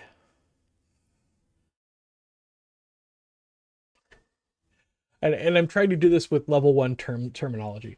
So you're going to learn about a guy, WD Gann, in level 2, and he talked about healthy growth of an asset. And there's a way to see that, but I can't. For me to say, if the growth is too steep that it is not sustainable, doesn't help you very much, right? I guess what I would say is when you see V tops and V bottoms, V tops, right? Those V tops where we get really parabolically vertical are not sustainable. We're going to see a big pullback from those. Okay. That's generally what I'm talking about. When we see valuations fundamentally that are 20 and 30 times higher than the earnings per share, that's not very sustainable, right? That price is too high. The price per share should be somewhere around the earnings per share in a healthy market. In an overblown, puffed up market like what we have currently, I have seen stocks that are trading at 100 times their earnings per share. That is not realistic or sustainable, right? There's no way they're growing to make 100 times what they're currently making in the next 2 to 3 years. Maybe at some point, but that should be unusual. It is not unusual right now. Right now in our market, that's like weirdly default. Okay. So I don't know if that helps you at all. I have a hard time kind of articulating this into specifics. I'll work on that and I'll share it if I come up with a way of talking about it that's easy for me to articulate. All right, question 3. The course PDF mentions reliable data was only made available after the Federal Reserve was established. How did the Fed influence the availability of reliable data? It's a little complicated. So the Federal Reserve was established in 1913. It was the beginning of establishing a governmental body that interacted with the broad markets. So prior to that, there was a very laissez-faire, keep your hands off of the markets approach. It was a perspective shift to establish the Federal Reserve. And I feel like that ultimately led to the establishment post Great Depression of the SEC, and having regulation in place enacted on businesses. Regulation, particularly, you're going to run into this in amongst TRI folks, and in our orbit, because we deal a lot with cryptocurrencies. And cryptocurrencies are largely about not needing a centralized regulatory body, because you have transparency in your process, right? Because we need a way, in I would say that a lot of this comes back to trust, right? In the Great Depression, going through that, leading up to the Great Depression, with companies literally just flat out lying to potential investors and to investors, we didn't have a way of establishing trust, right? And so we established a governmental body, a centralized agency, to act as a third-party trust mediator, right? That's what the SEC basically does. Is their goal has been, and their mandate has been, to establish, to be a body whom is composed of and controlled by elected officials, so that ostensibly the public can trust that body, which in turn requires, through and requires us through the force of law, accurate reporting, so they can say, look, you can trust this information. Now, largely in the wake of 2008, when regulatory bodies were asleep at the wheel at best, and maliciously involved at worst, in a fiasco that resulted in a great deal of pain and loss on the part of the public, that's where you see things like cryptocurrency being developed. And that's where we get the roots of, Bitcoin, and through that other cryptocurrencies, where people looked at that and they said, okay, so we need this centralized trust provisioning by the government does not seem to be working. How else can we establish trust in a way that does not require taking on a bunch of risk by exposing our personal information? And that's where you see cryptocurrencies developing, right? And so as a result, a lot of the folks that are, all of this was a very long-winded way of saying, as a result, a lot of the people involved at TRI and in our orbit are very anti-regulation, right? Because they have recognized that when you offload that trust component to a centralized authority, that centralized authority becomes a point of risk, right? However, when people look at that and they go, well, we don't like regulation, they often don't understand the underlying trust component. And they think, well, then the best thing we can do is just get rid of regulation. Well, we've done that. We had an unregulated system, and a lot of people got swindled in it.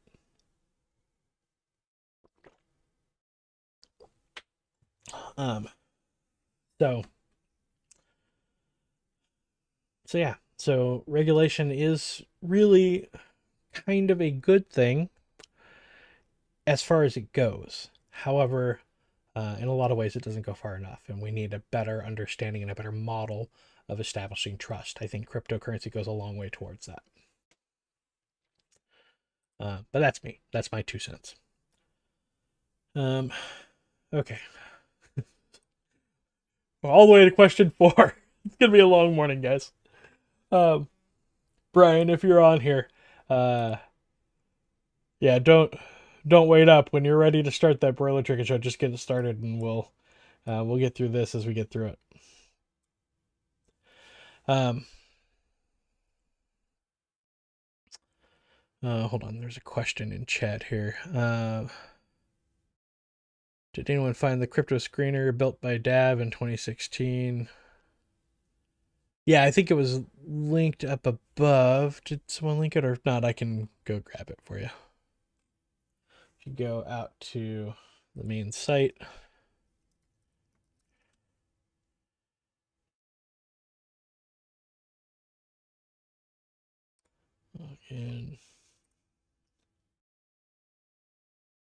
and Mother Hair, Manchidi Chin Chin, and we go to the library.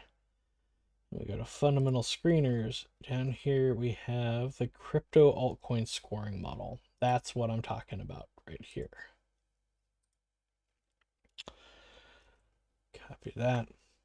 We're basically looking at these criteria. It's just 10 items on here. I actually break these down into 7 because one of those is like market cap over a certain amount, market cap under a certain amount. So those go into the same area, that kind of thing.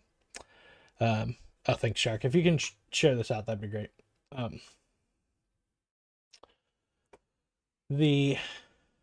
Okay, so question number 4. The PDF states, ideally, a fundamentalist seeks to invest in undervalued assets, hoping the market will eventually either trade back to what the analyst considers to be fair value, or even trade to a premium.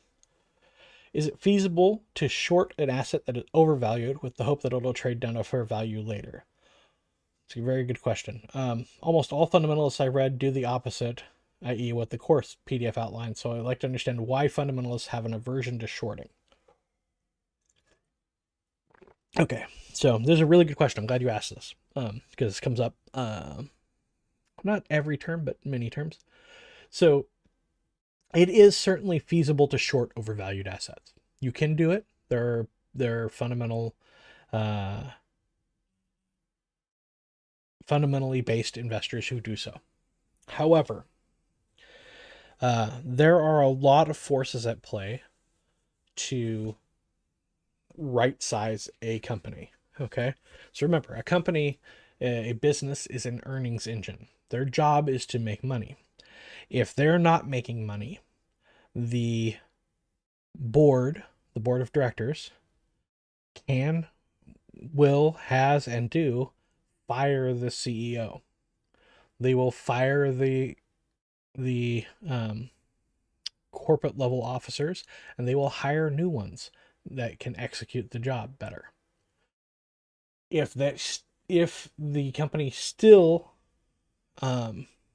is failing to make money, board members can be voted off of the board. If they are over controlling and they are causing problems, the rest of the board can vote them off. All of which is to say, the longer a company remains not making money that is publicly traded, the higher the likelihood is their fundamental business model will be changed so that they make money. There are a lot of forces at play driving a company to turn things around if they're not making money and to then make money. If a company persists in losing money and losing shares and losing value in their shares, I should say, at some point they will be delisted from the exchange, right? You have to have a minimum price of your asset of, I think, $1 to stay. I think it's NASDAQ, to stay on the NASDAQ. Maybe it's the S&P 500. Well, not the S&P 500. Maybe it's the New York Stock Exchange, I mean. That's where we get into the idea of penny stocks. So if you are shorting an asset, you remember there has to be a mechanism by which you short it.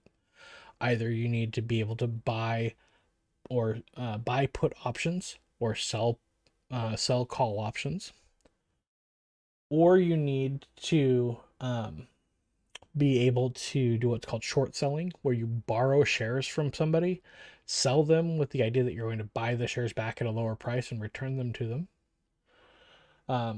Or in the case of commodities, you might buy a short contract. These are the mechanisms by which you short them. If an asset continues to perform poorly, it can be delisted from the exchange, at which point it can be delisted by the CBOE, and the options market can be closed for that product. This means you may not have a mechanism in which to short them. Or if you are in a short contract, those might be closed out, and you make some money, but you don't make as much as you would like to make, right? On top of that, all of this also entails the risk that you have all these forces pushing to drive this company back into profitability, and thus the share price is going up.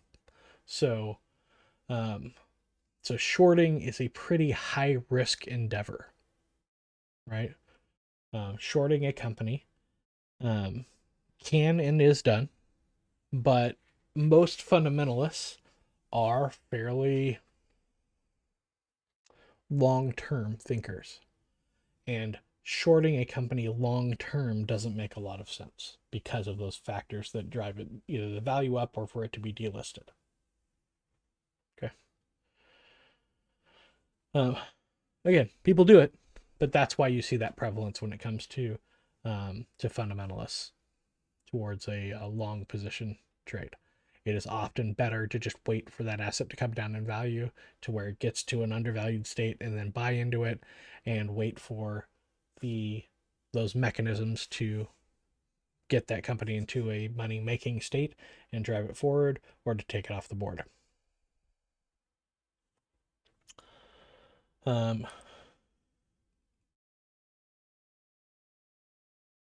PDFs.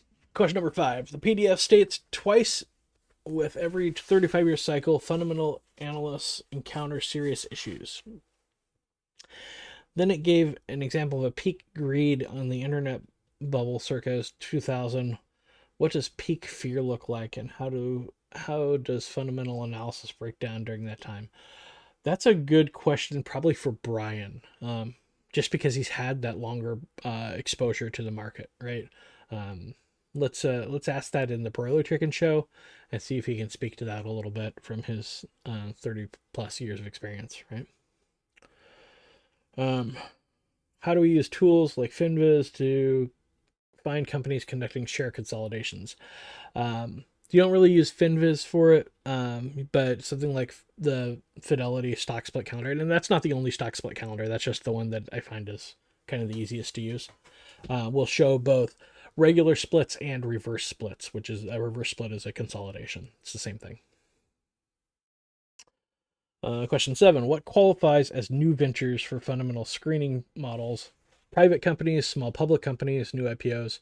I would say small public companies and new IPOs. Generally, what we're talking about here, when we're talking about companies that are new to the markets, that are still operating off of venture capital and haven't really started accruing earnings in excess of expenses yet. Question number 8. Why is share consolidation the max pain event? Doesn't the market cap remain the same? It does. Brian talks about this in his second lecture, timestamp 112 to 115 in that video.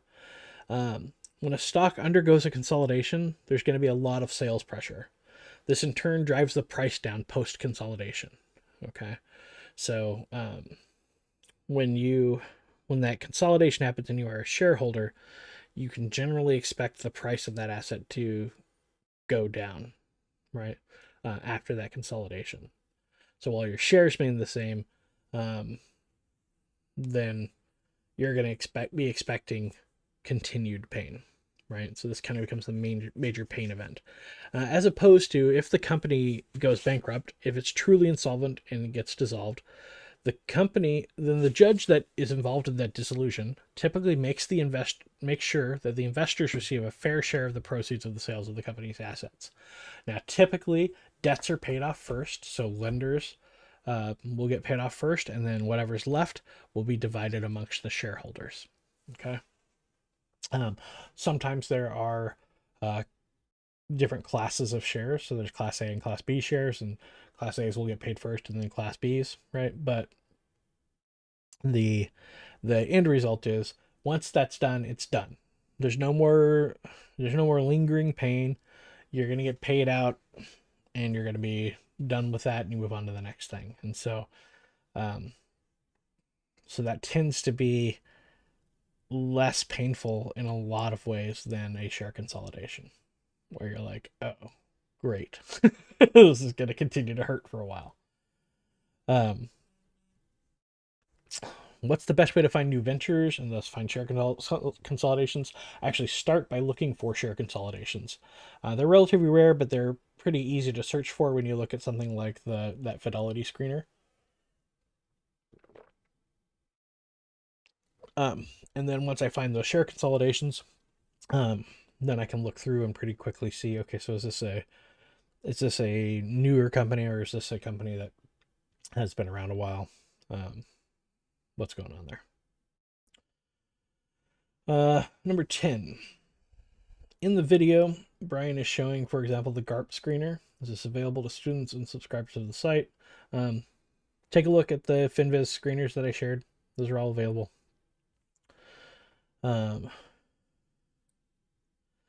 Note that I do use and there was a follow-up question. The FinViz GARP screener linked above has only one filter, PEG, which results in 29 pages of results. Is that right? That is correct. But be aware that you can modify this to your liking. So for instance, in my personal screener, I use a modified GARP screener where I filter for low PE. I gotta remember to say it. Actually, let me make a note of that really quick. I was playing around with it last night and I saved it with high PE, and that is exactly the opposite of what I want to look for. Fix GARP.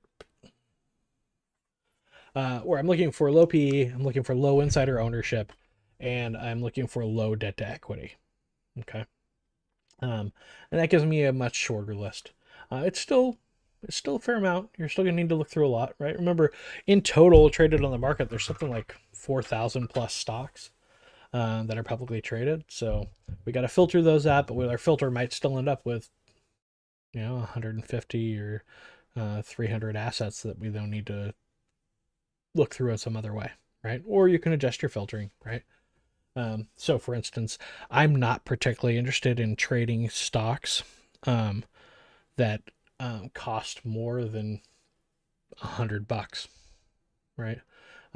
It just, if you get much over $100, given my portfolio size for my trading accounts, where I am actively trading and how much capital I want to keep in reserve and all of that, I'm not going to be able to buy very many shares and stay within my limits. So, and that's even with the fact that I'm primarily trading with options. The options get pretty expensive on those large cost per share items. So I filter out the Amazons and the Teslas. They're just priced too high for me. So I can apply that filtering within my FinViz model, and that lowers my list a little more. I'm also generally interested in lower share counts, so I can filter by total outstanding shares, right? So there's some other things you can do to reduce that to what you're really looking for, right? These are starting points. These screeners that we've given you, these are starting points, not ending points. Why share consolidation isn't higher pain of it than bankruptcy? Talked about that a minute ago. Number 12, Brian talked about Canadian VCs during the dot-com crash. He said 8 years later they were starting to come back. Can you expound on what he meant? Ask Brian about that. I can't. Instead of me putting words in his mouth, it's better for him to describe what he meant by that. Okay.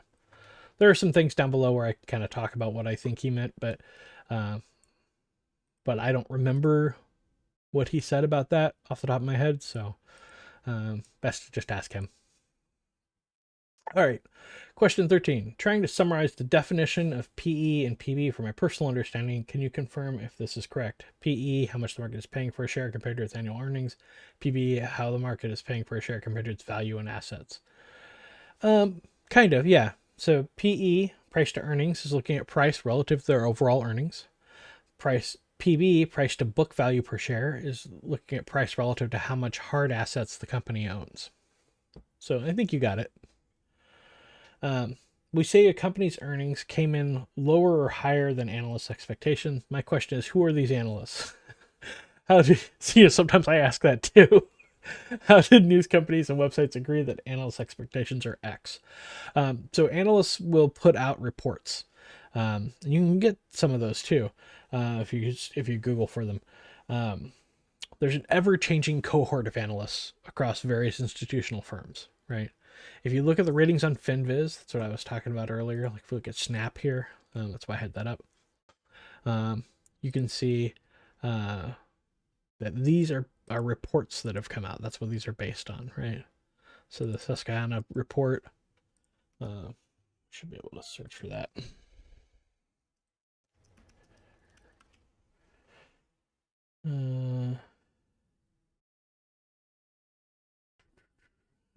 Snap price lower, target lowered.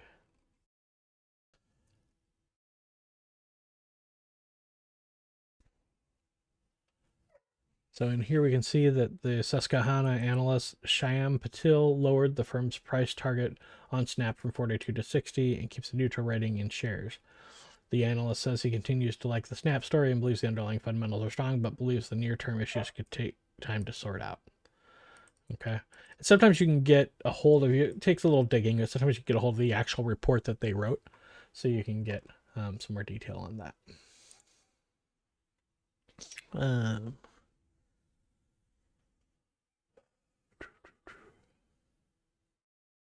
15.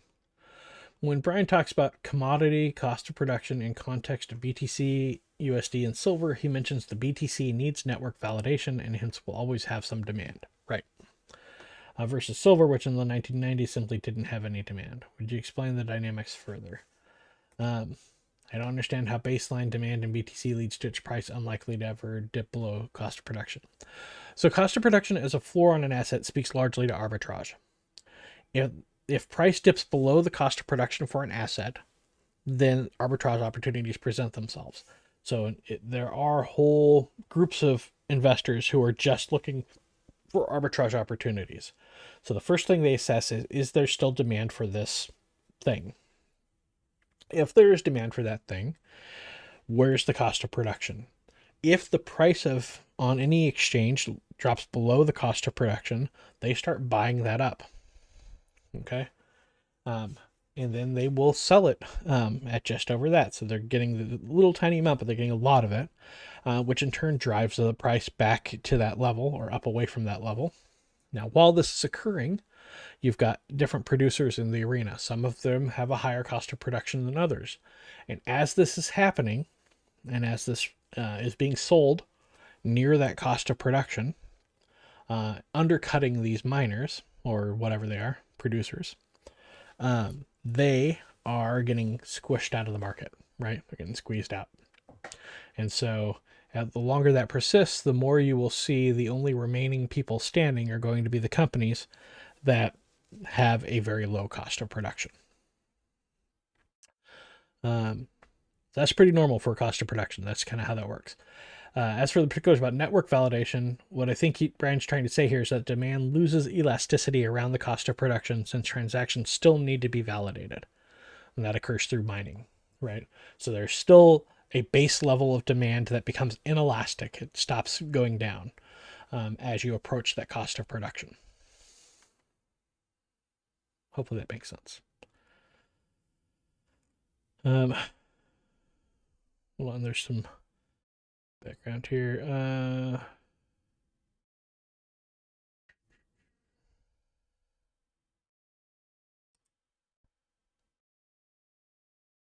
Mercedes asks, "What about going short on crypto?" The same rules kind of apply, right?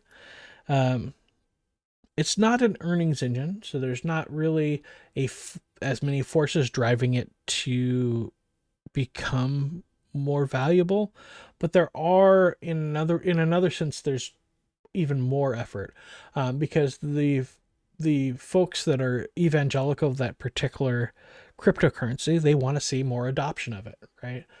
They want to increase broad adoption of their cryptocurrencies. There's a lot of forces at play to drive that to go up in value. Now, the other thing is there's a limited number of mechanisms to short on crypto as well. With that said, sure, there's nothing wrong with identifying tops in the market, and after those have been put in, looking for short positions. I trade both short and long on crypto. In fact, in my Forex funds prop account, so that's a prop account for ostensibly Forex, but also includes both a handful of major crypto, like big market cap cryptocurrencies, and includes some CFDs on like the broader market index and things like that. I got funded on my Forex funds by trading primarily shorts on Bitcoin. So sure, you can do it.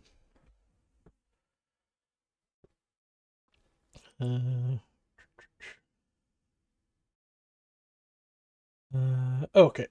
Does the book value of a company only include tangible assets like cash, real estate, equipment, etc.? If so, how can we use the PB ratio to evaluate high-tech companies where the most valuable assets are often intangibles?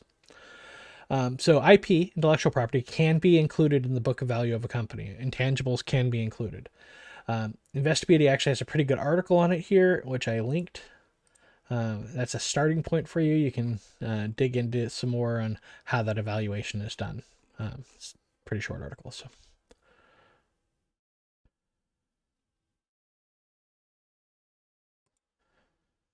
Eddie, I'm definitely working on it, but understand that in week 3 we often go over. It's very common, so please expect that.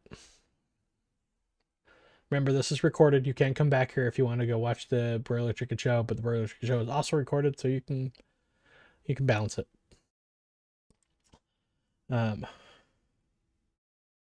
Question 17 on EPS and PE ratio. I seem to understand that EPS means how much an investor is willing to pay for each dollar of earnings. Now, two companies with very different fundamental values, i.e. net income and shares outstanding, may display similar EPS. Sure. Companies A trades at $60, company B at $6. Excuse me. So PE of A will be much higher.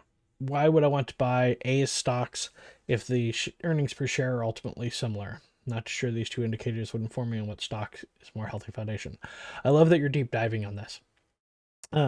There is a thing that you probably want to look into, and that is called an earnings yield, and that's derived from the EPS and the PE. So if you take a look at the article that I linked here off of Investopedia, they talk about PE, relative PE, EPS, and then it gets into earnings yield. And that's probably what you're going to be wanting to look at. So.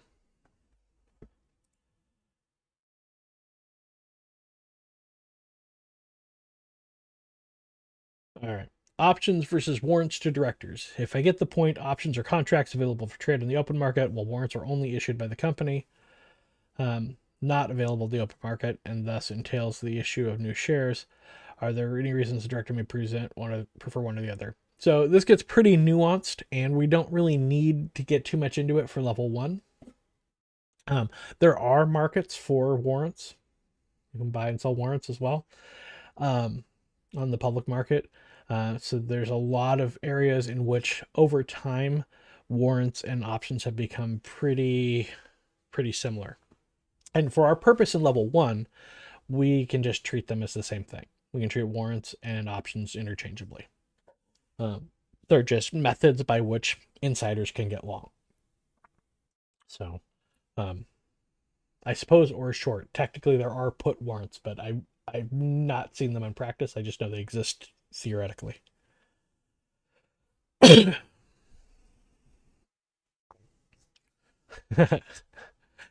Steve, you guys are very welcome. The whole my whole value proposition for this course is to try to take the stuff that we're teaching you and put that into practical terms for you. So,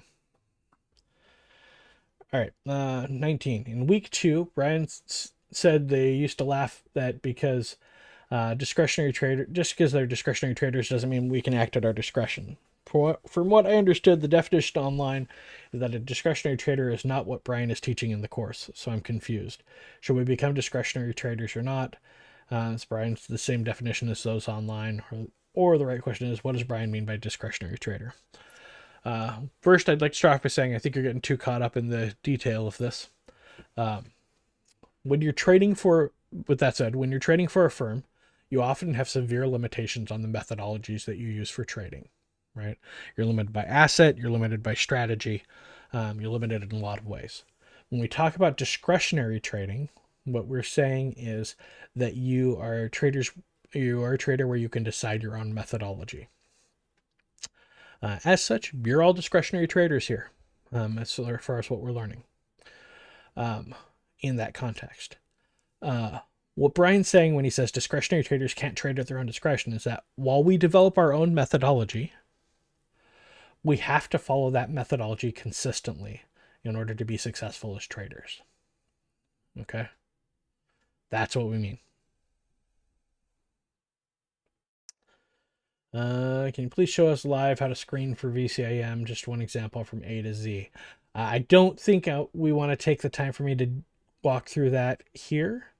I'll see if I can record some of that. I generally record all of my trading sessions, so I could probably clip together a VCIM setup to trade and share with you guys.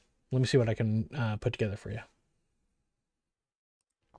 For me personally, instantly, just as a side note, so when I trade, the way that I do it is I do my journaling at the beginning of my session. Then I record my trading sessions like on video.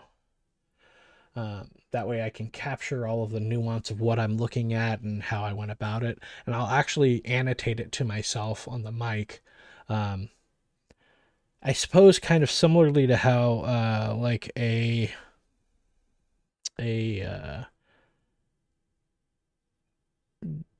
what are they called?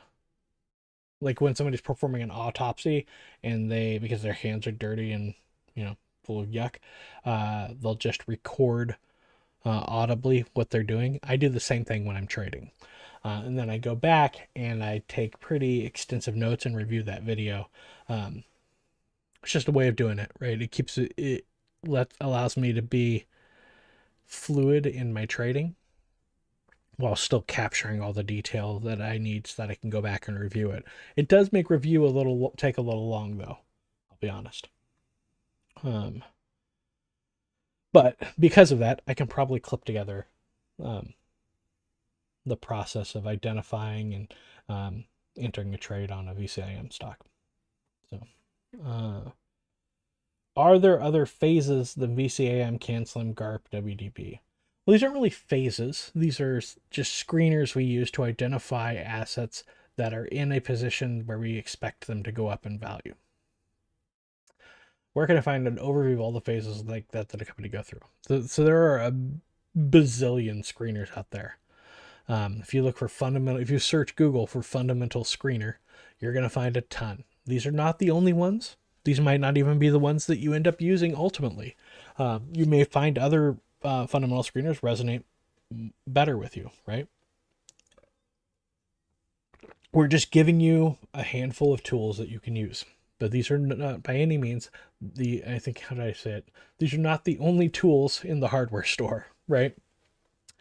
So there's a lot out there, but get familiar with these, get comfortable with these. This will be a good starting point for you.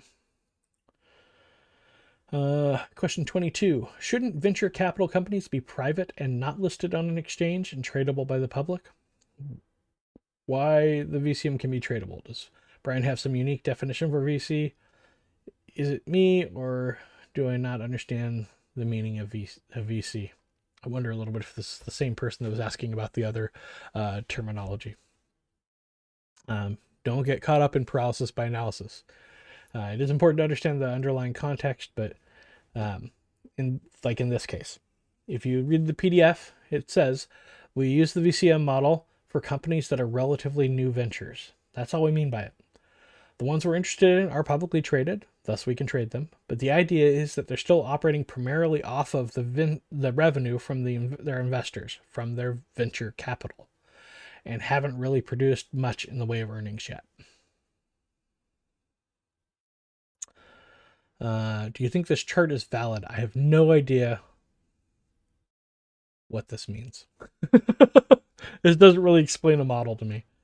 That the company goes through these phases on its way, the risk of investment go down and the revenue go up. I don't know.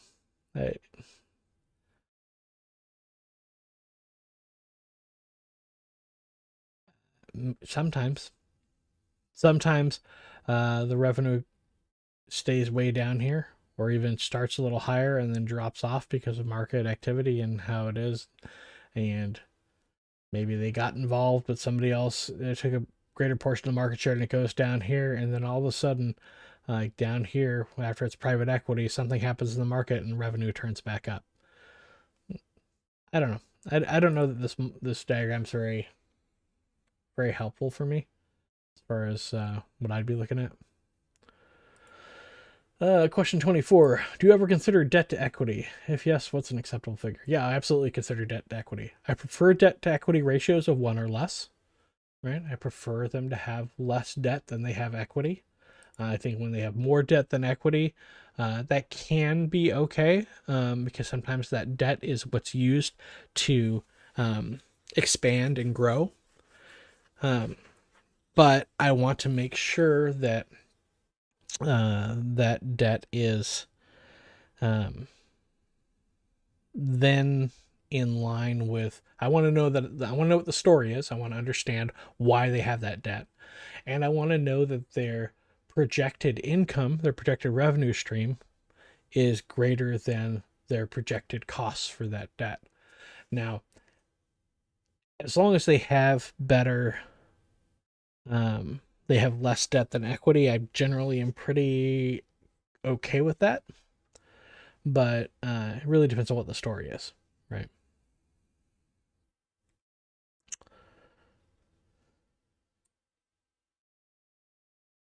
All right, so now we're into the area of things that I wasn't able to look at last night. Okay, so question 25. How to determine what is low or high coins outstanding value for different cryptocurrencies. So that's going to be a relative thing, right? If you are grouping your cryptocurrencies into different types of coins, right? So you can think of these as like industry sectors. Are you talking about stable coins? Are you talking about like platforms, DEXs or DeFi coins? What are we talking about, right? Look at similar things. What's the median? What's the average of those the similar types of coins? And from that, you're going to be able to see, okay, what's high and what's low. That's generally how I would look at it. Now, I do like to use this. Where's it at? Did I close it? I do like to use this altcoin crypto scoring model, right? And so I look at things like I like fewer number of coins in supply. If I can get under 25 million, that's +1 for me on my list, and that's still true, right?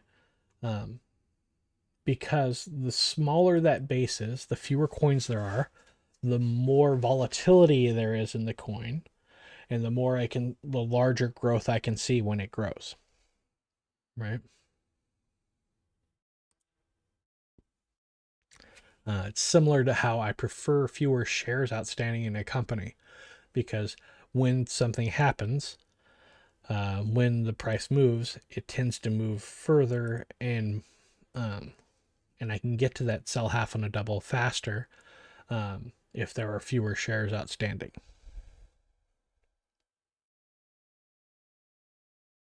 Okay. 26. What should I do on a daily basis to learn and become a good fundamental analyst, especially in equities?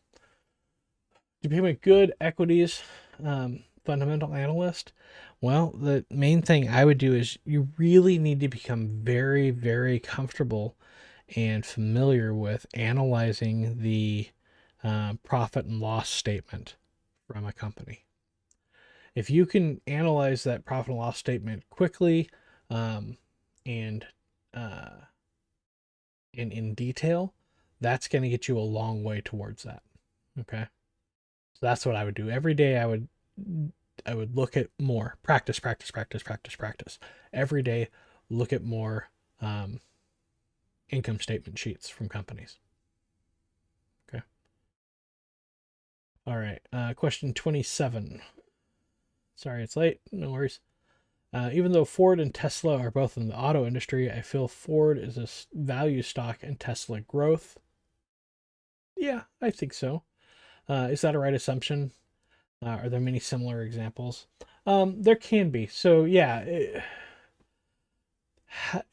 the degree to which Ford and other established, I mean, because you can think about it, like Ford, Nissan, GM, these are all established companies, right, in the auto industry. And so they can be growth as they adopt new materials. Remember, a company is going to move between growth and value over time, right? And back and forth, back and forth. As they adopt new technologies, I think they can get into areas of growth. But I think the larger a company is, the harder it is for them to remain innovative, right? So yeah, I feel like Tesla is still operating on the forefront of technology on forefront of automotive technology, and as such has a pretty big growth story. It is telling that it is so much astronomically larger in value per share than these other companies. They're almost like different industries. So, in a lot of ways, I think of Tesla as being an electronics and battery manufacturer who on the side builds cars. I don't know. It acts more like a technology company in the modern sense of the word than an automotive company. So, yeah. But I think you have the right idea. What is OCO order of main? Joshua, I think, got that one answered. At the end of the day, it just means you can put your stop in place and your take profit in place at the same time once you're in a position. That's what we care about. Can you share your checklist for strategic and tactical trading plan?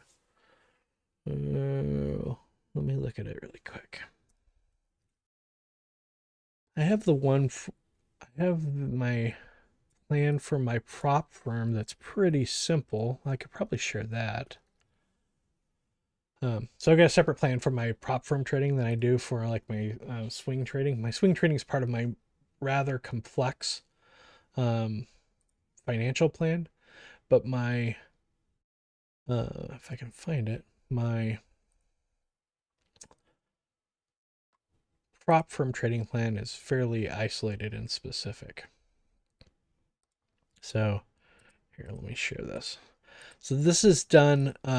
This plan I have set up in the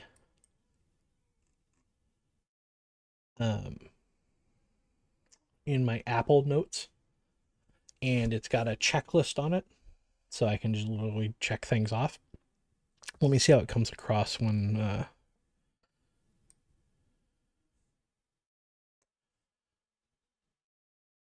when I paste it here.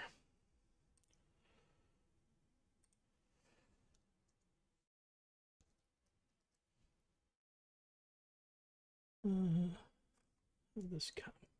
Just came across as bullet points instead of checklist items, but that's okay. Can I change that? Because this is what it's actually. This is actually a checklist. Yeah, this looks like this, more or less.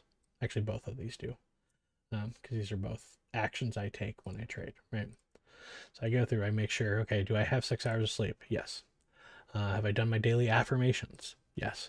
Daily affirmations, incidentally, is part of how I'm dealing with my internal governors that where I tend to sabotage myself. So I have daily affirmations that talk about how, I mean, it sounds silly, but it's true, where I do daily affirmations about how I deserve the wealth that I'm getting, my family deserves the wealth that I'm getting, and it, me being successful and wealthy does not mean I'm a bad person. I have to do these affirmations because I grew up as a poor kid. That's just how it works, right? So, did I do my daily affirmations? Did I get 6 hours of sleep? Do I have my shoes on, right? Have I gone for a 15-minute walk? I like to go for a walk first thing in the morning. There's a whole area of study that talks about how forward ambulation, the process of moving through the environment and having it move past you visually and audibly, stimulates certain parts of your brain that get it moving, right? Long-winded way of saying going for a walk is good in the morning. Do I have my caffeine prepared before I start my trading session? Have I done my Wim Hof breathing at least 3 rounds? Have I sat down and done my 10 minutes of meditation? Right? Have I done my gratitude journaling? Have I gone through and done my Lumosity?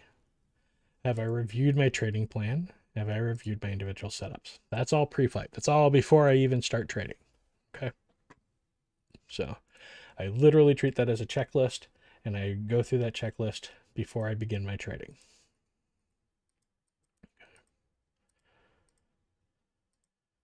This is one of those like carpenter measure a million times, cut once things.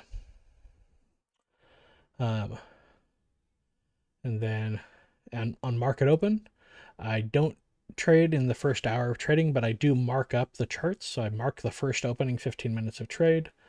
I review I have a 60-minute chart that I call my bigger picture layout that just shows me kind of key levels. I draw my fib retracements for whatever I'm trading. This is really for my day trading because this is my prop firm account, right? I look at the context of the day. What do I expect on a larger basis for to happen in the markets? And then I review my accounts, like because my risk amount I'm willing to risk changes with my account size. So I review my account size and say, okay, how much am I willing to risk? What does that mean in terms of contracts? What does that mean in terms of lot sizes on my Forex, right? And then I have these elements. I don't know why this came through as numbered, but these are really just bullet points. Oh, that's not what I want. Oh, it's because it copied that number. I'm just going to get rid of that. These are just risk. We'll talk about these risk elements in when we get to our risk week, which I think is week 5 or 6. But these are different categories of risk and how I deal with each of those different categories of risk. So there you go. That's basically the chunk of my tactical plan that you guys can kind of view for my prop firm trading account. Actually, let me color this all so that you know it came from me. Red. Boom. There you go. And these top 2 things are just reminders. I try to remind myself, take your time. Don't rush the process. Marathon, not a sprint. Right? And then no funding private accounts except through prop accounts. That's a safety mechanism. So when I'm funding private accounts that I'm trading on a day trading basis, I take those funds only from my prop account gains. So what we got here? I should get that. Peter had to leave. Reminder about bigger picture financial plan. Graham, have you done a reprogram myself exercise? Not as such. I'll take a look at Scott Adams thing. Um, but I don't know. Maybe I do something similar. I don't do it called reprogram myself, but I am a believer that people can change their fundamental operating systems, right? You can change how you perceive the world and how you interact with it. So I'm down. All right. With the exception of the VCIM model, shares outstanding doesn't seem to figure into the screeners. It seems that low shares out tends to produce greater volatility. That's definitely true. Is there a benefit to prioritizing low float tickers when screening by other FA models? I do tend to do that. So one of the modifications I have made to almost all of those screeners is to look specifically for lower shares outstanding, like lower float items. So you can filter by that. You can add that filter in Finviz. And I think there's a value to that. Doesn't work for everybody. Some people specifically, like if you're trading specifically growth stocks, you might be more interested in some of the larger cap stuff, and that's fine. But for me personally, I prefer the smaller cap.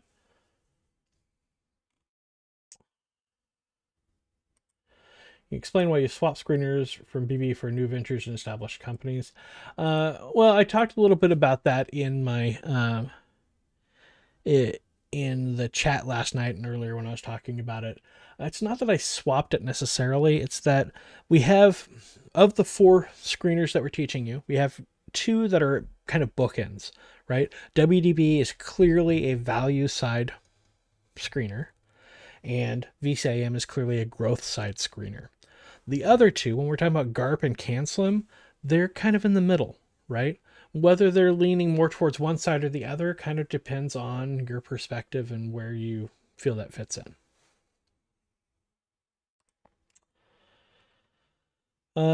If the Fed raises interest rates, how does that affect paper assets in general? I'm not sure what you mean by paper assets here.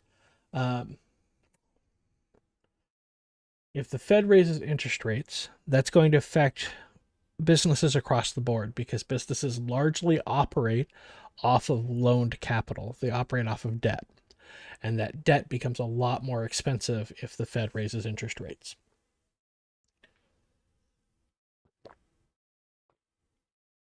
It also changes. The Fed raises interest rates. There's a knock-on effect that will impact the amount of free capital retail traders have to invest in assets as well, which is going to affect prices. So there's, oh, you mean stocks? Yeah. Yeah. Largely, the main impact that a higher interest rate, a higher cost of money is going to have is most businesses use loans to expand their business and to grow. And when the cost of that money becomes more expensive, i.e., through higher interest rates, that is going to have a negative impact on their ability to grow.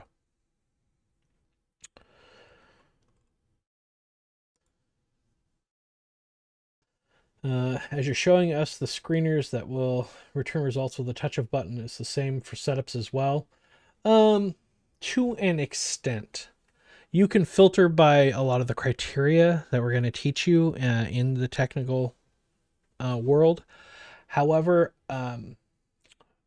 just like when you're looking at fundamental screeners, it gives you a shorter list to look at, but you still want to understand what the story for those companies is before you go investing in them, right? Before you go trading them. You want to understand the why of that. Technical screeners, when you screen technically, give you a short list, but you want to look at each of those assets and do a full evaluation on those for your setups. So what the setups are going to do for you is provide you a go no go sort of scenario for each of those assets. Either it has hit all the parts for your setup or it hasn't. If it has, you trade. If it hasn't, you don't. Right? So it gives you something similar to kind of the short list idea for fundamentals. Given the current topic of government holding and selling stocks, should we consider them to be insiders too? I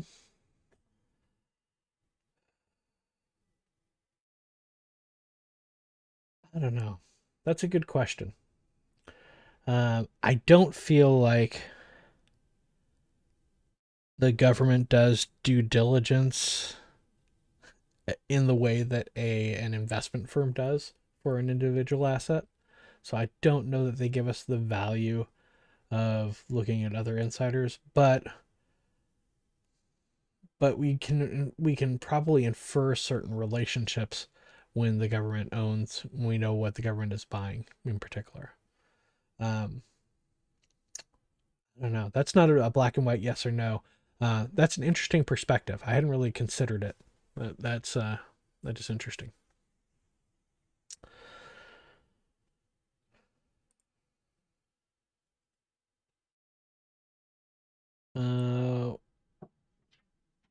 Where can we get these tools and models for WDB, GARP, CANSLM, and VCM?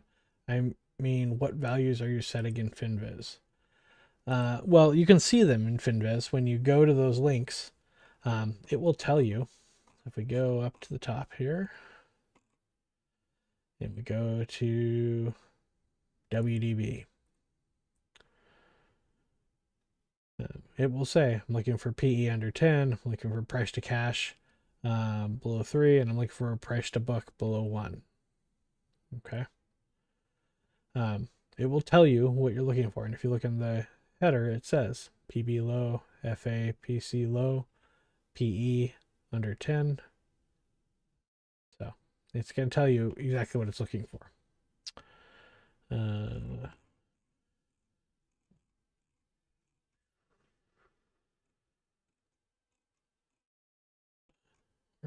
There we go.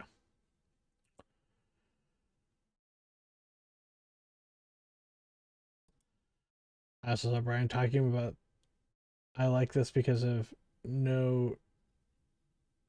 this number of shares and this and that.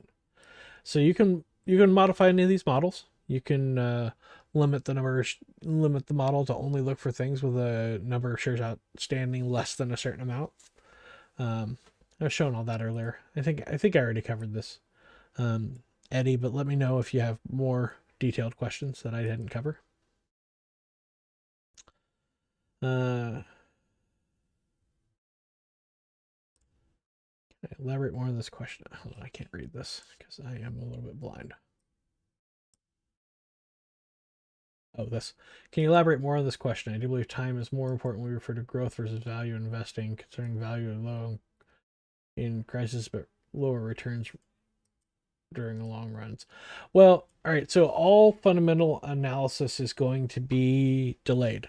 Okay. So timeliness is a subjective factor because reporting is generally done quarterly and then takes, a day or two to disseminate into the various sites from the point when it's reported. Well, it takes a little while to be input from when the report is received. We are always looking at a few weeks to a few months delay between our fundamental data.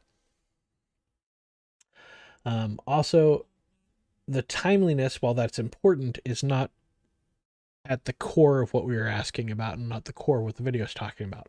What we were talking about is we need that information to be factual.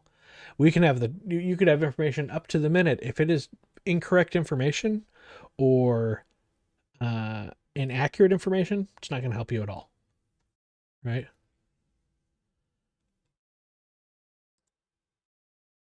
I don't get how you do fundamentals when you do day trading. Well, we're going to learn more in week 11. So way down at the end of the course, we're going to learn about liquidity events, which is another fundamental category. And I think that is where things come down to when we're talking about most day trading. Um, those liquidity events become really, really important there. As far as fundamental screening, yeah, the shorter the time horizon, the less impactful fundamentals are.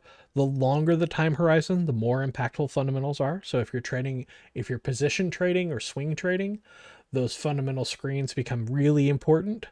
Whereas if you are day trading, they're less important. I mean, and part of that's because of the delay of information, right?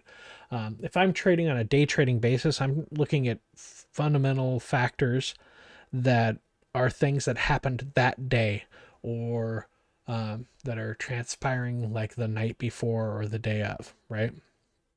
Or maybe the next day in the case of some forward discounted mechanisms. We'll get into that later. Um, so, so fundamentals become important in a different perspective there. You're not looking at reported data, but you are looking at some fundamental events. That's where we get into in liquidity events, where we're talking about like earnings report time, when earnings reports are happening, when press releases happen from a company. These are all liquidity events. These are fundamental factors, but they're not. We don't screen the assets in the same way for day trading.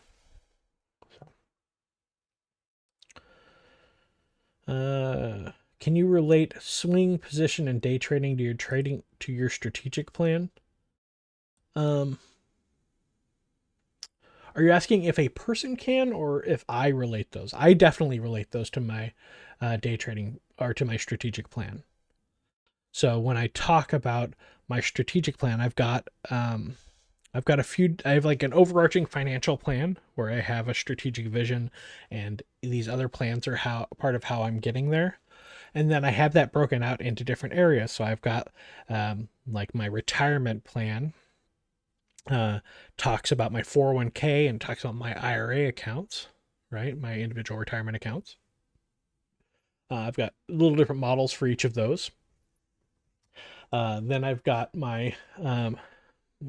I've got a separate plan that's for so my brother and I we're both aspiring pilots, and so we also have a fund that we've put together that we're just building up to buy planes with, right? And so that's got its own factors because we're each trading within there, and I should say we're each contributing to the trades we decide to take in there. So we have an aggregate decision process that goes into there, so that's a little different. Then I've got a trading plan for my crypto, which, as I said, right now the goal of that plan is just to accrue Bitcoin. And then I've got there's a lot of complexity when it comes to my personal plan, right? Then I've got my day trading plan, which is largely it's the thing I shared the excerpt from my tactical plan. That's my prop trading account. That's what I'm building to accrue what I need in order to potentially quit my day job and just expand my role here at TRI, expand what I'm doing for you guys.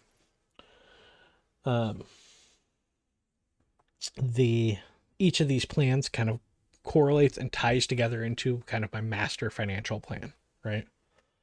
Hopefully that makes sense.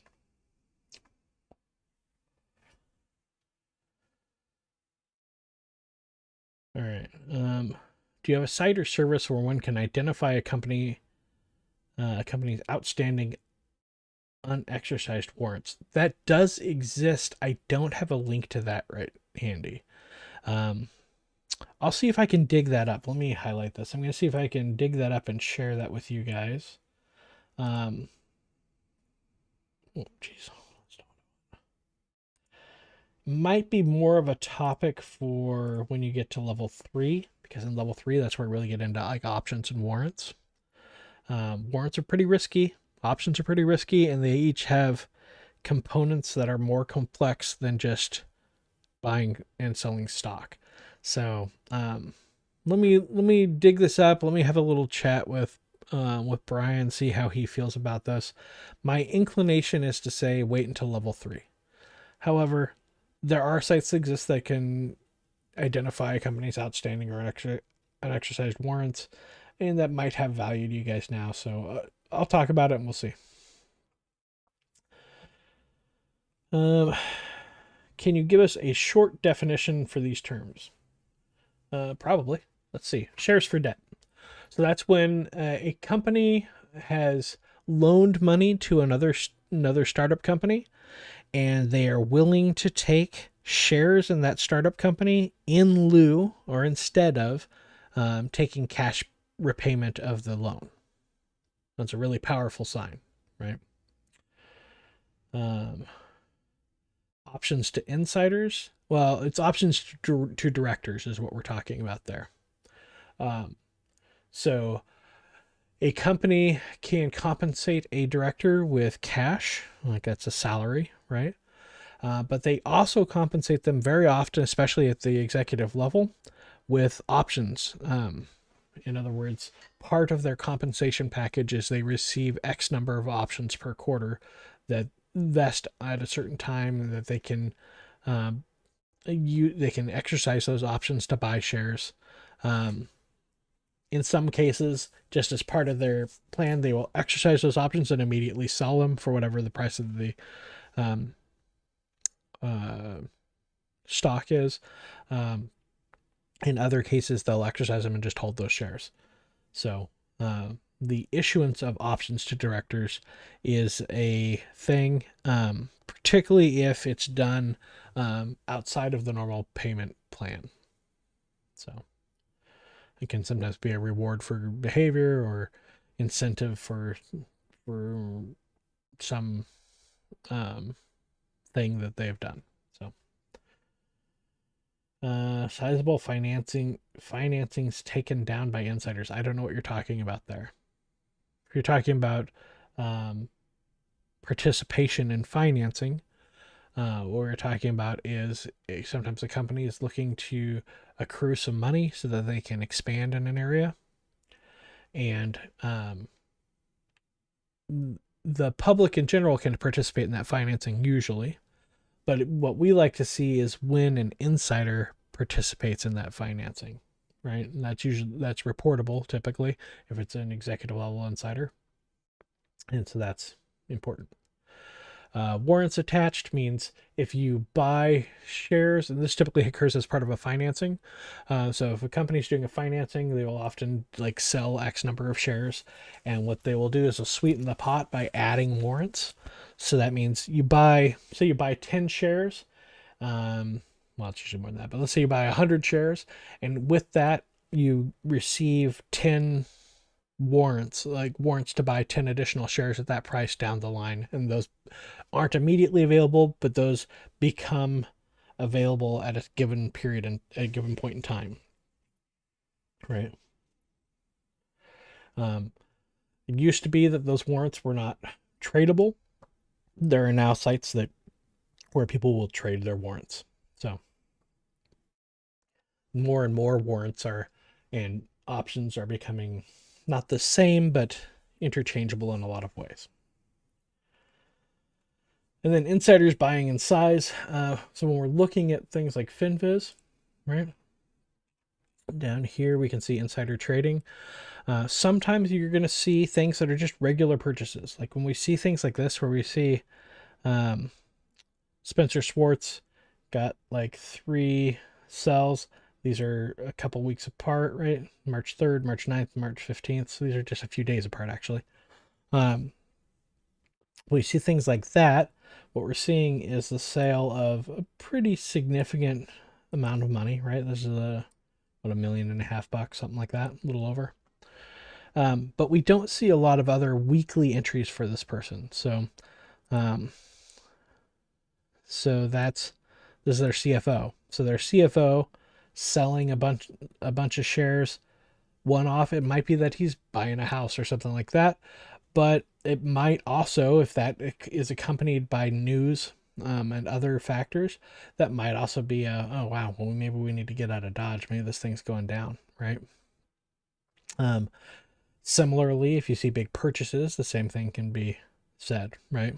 So that's what we mean when we talk about insiders buying or selling in in size, right?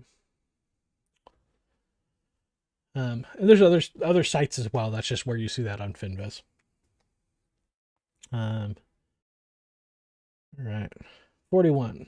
When examining high-tech equities for investments, 3 to 5 years, could you suggest a methodology or course of analysis when trying to identify and speculate on disruptive or game-changing technologies? Do you recommend any rules of thumb for a layperson? Concurrently, do you have any emergent technology spaces you're watching? Honestly, I'm primarily watching the DeFi space as far as emergent technology.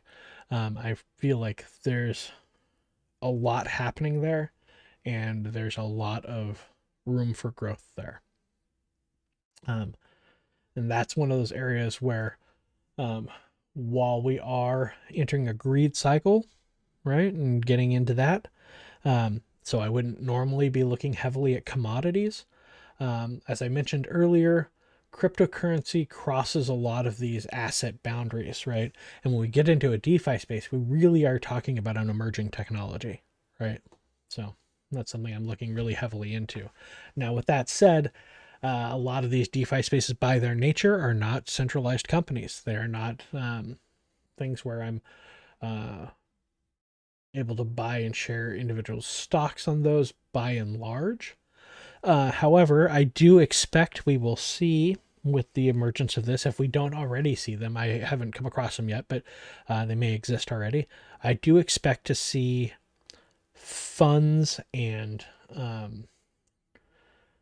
trusts and ETFs that consist of investments in these DeFi spaces. And as those come up, those are things I will be definitely interested in the traditional finance arena. As far as a methodology or course of analysis for identifying and speculating on disruptive or game-changing technologies, that largely comes back to that VCAM criteria, right? When we're seeing these emerging technologies, these really disruptive technologies, that's where we're going to see debtors accepting shares for debt. That's where we're going to see smart money getting long on these companies early on, before they've got any real earnings to speak of.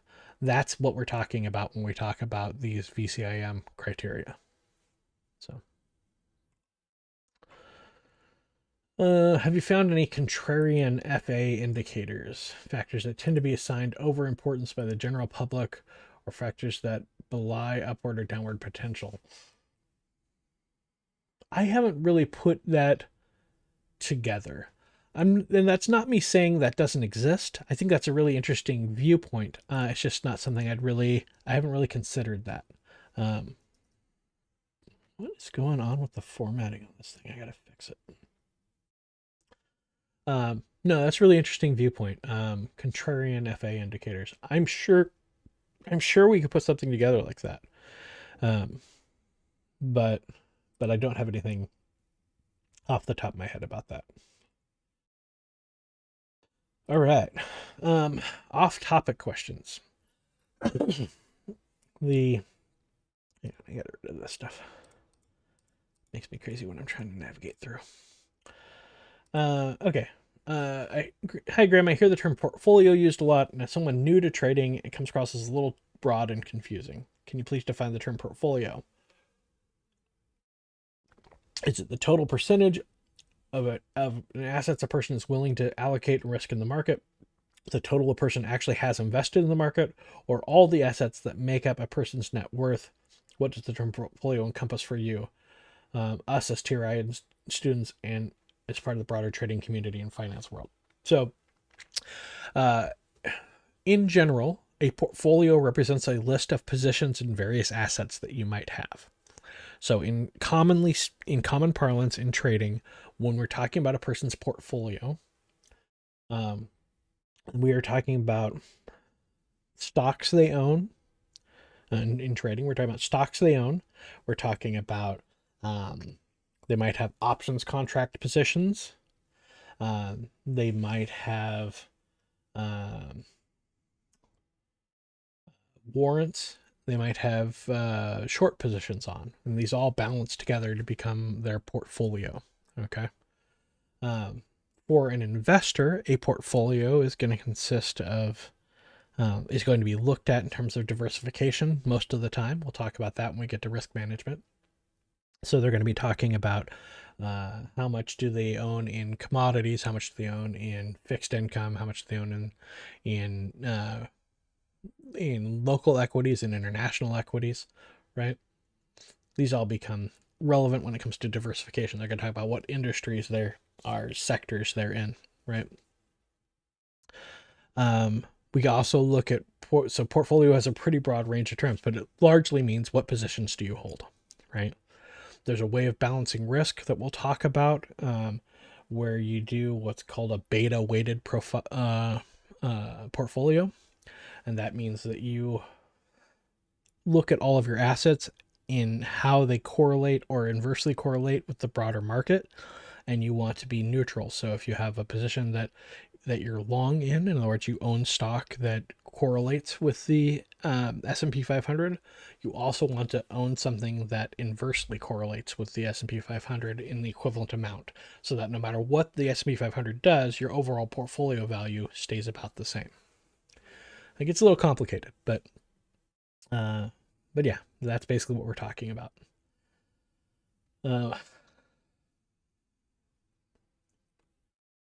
Should we journal? So hopefully that answers your question. Let me know, Stuart, if you have some more questions about that. Should we journal also on days we don't trade at all? Well, that's going to be up to you.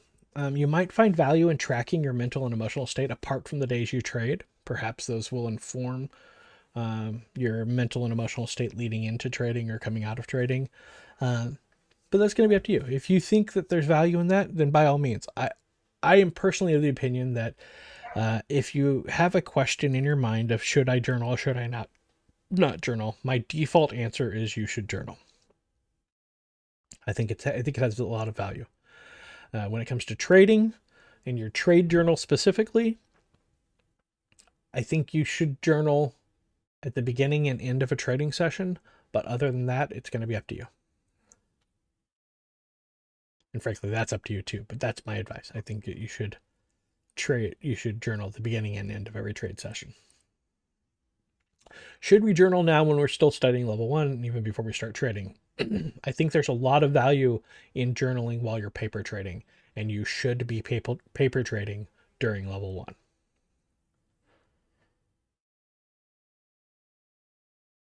1. Trading plan, daily journal. Can you explain the difference in the simplest possible way? Well, your trading plan is a description of everything you're planning as a trader, including strategic plan for your broadest goals and vision, tactical plan describing how you're going to achieve those goals, how you'll manage your risks. Your trading log is where you log all your trades, whether paper trading or live trading. And your trading journal is where you log your mental or emotional state as you start and finish your trading sessions. Number 5, does Brian have a CFA certificate? I don't know if he does currently. I think he did at one point in his career, but honestly, it's not really that relevant to me because keep in mind, we are not giving financial advice here. We are showing you how we became successful as traders, and we're providing education, but it's really important to distinguish that we're not advising you on the particulars of your financial situation. Okay? If you are looking at what you're learning in the course and you're like, okay, so are you saying I should do X, Y, or Z? No, we are saying this is how we go about trading. This is how you are successful as a trader.